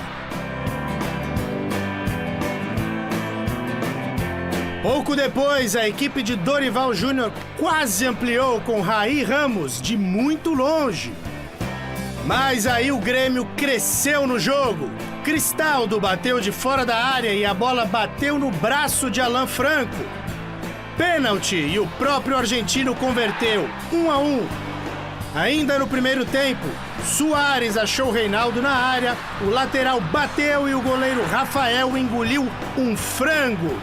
Lei do ex na Arena do Grêmio e teve comemoração sim. Na etapa final, Cristaldo quase marcou seu segundo na partida, mas Arboleda salvou o São Paulo. E ficou nisso, Grêmio 2, São Paulo 1. Miller, o São Paulo perdeu, preocupa. Por que o São Paulo acaba perdendo 2 partidas seguidas? Está aumentando a dificuldade, o grau de dificuldade dos adversários, especificamente o Grêmio. São Paulo sai do G4 e começa a voltar para a sua realidade no Brasileiro? Tá em 7º hoje, né? Mas sétimo colocado, mas 2 pontos, né? Sim. Né? Em relação ao 4º colocado. Hoje o Dorival Júnior pisou na bola, né? Ele entrou com 3 zagueiros, o Rui Ramos, Elton Rato, Alan Franco. Eles não podem jogar no São Paulo. São jogadores medianos, pô. Então, o Dorival estava invicto como? No 4-4-2 ou 4-3-3, um tradicional. E com a invencibilidade. Quis espelhar o adversário, será, gente? Não, agora, é claro que o nível dos adversários subiu. O Grêmio é um time de posse de bola, mas só que tem um meio-campo bom. No primeiro tempo, o meio-campo do Grêmio engoliu o meio-campo do São Paulo. Por quê? O Dorival fez o quê? 3 zagueiros e fragilizou o meio-campo. Quem protege a defesa é o meio-campo. Por que a defesa do Palmeiras a bola vem mascada? Porque o meio-campo protege muito bem a defesa do Palmeiras. E não aconteceu hoje no Olímpico. O Grêmio foi pra cima, é um time de posse de bola, de toque de bola, é um time que envolve o adversário assim, como o São Paulo também é assim, só que ele deixou o Caleri isolado lá na frente, o Grêmio foi pra cima, e no momento bom do Grêmio, o Grêmio leva o gol. Um golaço, bola bem-tida do Caio Paulista, e depois o Grêmio continuou, né? Lógico. Os 3 zagueiros marcando espaço, o meio-campo fragilizado. O Grêmio, tanto é que o segundo gol do Reinaldo é um toque de uma dinâmica de jogo pelo meio. Que o Suárez abre para o Reinaldo faz o gol que o Rafael aceitou. Ele falhou. Agora, o Dorival precisa, nos próximos jogos, em especial no Clássico, entrar com 3 atacantes, não com 3 zagueiros. Se tivesse 2 zagueiros como o Arboleda e o Beraldo, beleza, mas não tem. O Alan Franco é fraco. Ô Prieto, o São Paulo vinha aí, uma invencibilidade com o Dorival, mas olhando para os adversários, eram adversários na parte baixa da tabela. Os próximos jogos do São Paulo, sem contar o Tolima pela Sul-Americana, final de semana, Palmeiras está acima dele, vice-líder. Depois tem Atlético Paranaense também em casa. Aí tem o Cruzeiro já estaria uma prateleira mais abaixo, né? Não pela tradição, mas pelo momento. E aí depois tem o Fluminense em casa. Começa a aumentar esse grau de dificuldade, talvez a gente se empolgou com o São Paulo em função dos adversários? Olha, eu acho, Garrafa, que o São Paulo ainda vai oscilar mais, né? O trabalho do Dorival é muito recente, ele chegou agora. A gente fica aqui nessa precipitação de achar que um técnico vai acertar um time que vinha numa condição ruim, e por isso trocou de técnico, por isso saiu o Rogério Ceni, e achar que o Dorival em 10 partidas vai acertar um time do São Paulo. Não é assim. O jogo contra um Grêmio é um clássico, fora de casa, difícil. E são 3 competições. Ele está focado na Sul-Americana, liderando o grupo, passa de fase para as oitavas de final, passou na Copa do Brasil. Ou seja, tem razões, motivos para estar feliz e comemorar, né? Agora, no Campeonato Brasileiro, ainda vai oscilar bastante. Né? Ô Guto, como é apertado o cinto de um treinador de um grande clube de futebol, né, Guto? É impossível, né? Porque você olha, tá bem, mas perde um jogo. Esse brasileiro é uma loucura, né, Guto? Nesse tempo aí, desses jogos aí, quantas semanas cheias teve o Dorival? Nenhuma. Nenhuma. Se tanto uma, nenhuma. Que eu saiba, que eu lembre, nenhuma. Então ele está ajustando a equipe muito mais no vídeo, no verbal e um ou outro detalhe de campo, né? Diferente lá do Abel, que já tinha, né? Uma outra coisa, Não, né? hoje ele tem 3 anos, né? É diferente o trabalho, né? E a questão ainda do Dorival, se ele botou 3 zagueiros, é porque alguma função dentro da estrutura ele não estava contando com o jogador ideal, porque ele vinha jogando no sistema, ele teve que mudar o sistema. Ah, mas aí, Guto, aí eu acho que é o... Às vezes acontece isso. Você não tem a solução, você pesa. Guto, a solução que você acha mais viável é aquela e acaba não dando certo. Ô, Guto, você não precisa colocar 3 zagueiros, na minha modesta opinião, com um time que joga com atacante só na frente. Não precisa. Mesmo que seja o Soares. Claro, até porque o Soares, ele quase não fica na área, ele mais sai do que fica. Tanto é que ele dá o passe pro Reinaldo, ele tá fora da área. Então o que acontece? Ele fragilizou o meio-campo, abriu mão de um meio-campo e colocou um zagueiro. E o Alan Franco quase não vem jogando uma partida inteira. Mas você... Ele saiu com 31 minutos do segundo tempo, Alan Franco. Ele abriu mão do terceiro zagueiro com 31 minutos do segundo tempo. Mas ali foi mais na base do sufoco, daquela coisa toda. Só uma outra pergunta. 4 atacantes. Só uma outra pergunta. O São Paulo, o Grêmio jogou a Copa do Brasil na quarta ou quinta? Não. Mas no meio de semana. Jogou, sim. Jogou. Mas foi quarta ou quinta? Contra o Cruzeiro, lá em BH. Acho que foi quarta. Ganhou de 1 a 0. Foi quarta, né? Ganhou de 1 a 0. Foi quarta-feira? Teve um dia a mais, né? Um dia a mais. Faz diferença. Total. E temos presentes para o nosso público, não é isso, Michele? Mar Garrafa, olha, a camisa da Gazeta FM com a bola da Topper vai pro Antônio Luiz Lins e a luva profissional vai pro Antônio Carlos Barros dos Santos. Uma semana para retirar o presente aqui na TV Gazeta, a nossa produção vai entrar em contato com vocês. E na sequência do Mesa Redonda, temos Half Sun Live Show com o Gilson Rodrigues, presidente do G10 Favelas. Garrafa. Prieto, muito obrigado pela sua participação. Precisávamos de mais pelo menos 1 hora para fazer um programa desse livro que estava tão legal o papo. Obrigado, Prieto. Gostoso, obrigado. Da próxima vez eu quero ver o Helena aqui pertinho de mim também. Ou eu vou lá na Mestre Caverna. Na Mestre Caverna dele, de perto. Obrigado, Prieto. Agradecendo a Paramount Plus. Guto, sempre bem-vindo aqui. Obrigado o convite mais uma vez. Prazer enorme estar aqui. Miller. Magrinho, né? Magrinho. Todo treinador que está desempregado, quando vem aqui... Rapaz, olha o Guto aí, olha o Guto aí. Boa noite, Miller. Boa noite, tamo junto. Boa noite, Chico. Boa noite, Garrafa. Boa noite, mestre Alberto Helena Júnior. Boa noite, meu irmão. Eu ainda vou descobrir essa Mestre Caverna. Michele, boa noite. Boa noite, até amanhã às 6 da tarde no Gazeta Esportiva, que aliás amanhã é aniversário do Gazeta Esportiva. Vai ter festa, bolo, um monte de novidade. Festa do Gazeta Esportiva amanhã a partir das 18 horas. Anos. Quantos? 33. Não é para qualquer um. Obrigado a todo o nosso time, toda a retaguarda. Sem vocês não tem mesa redonda. Sem vocês não tem, já vou avisando, sem vocês aqui não tem mesa redonda. Obrigado, produção. E obrigado você que está em casa pela enorme audiência. Até domingo e amanhã Gazeta Esportiva. Valeu? Tchau, tchau.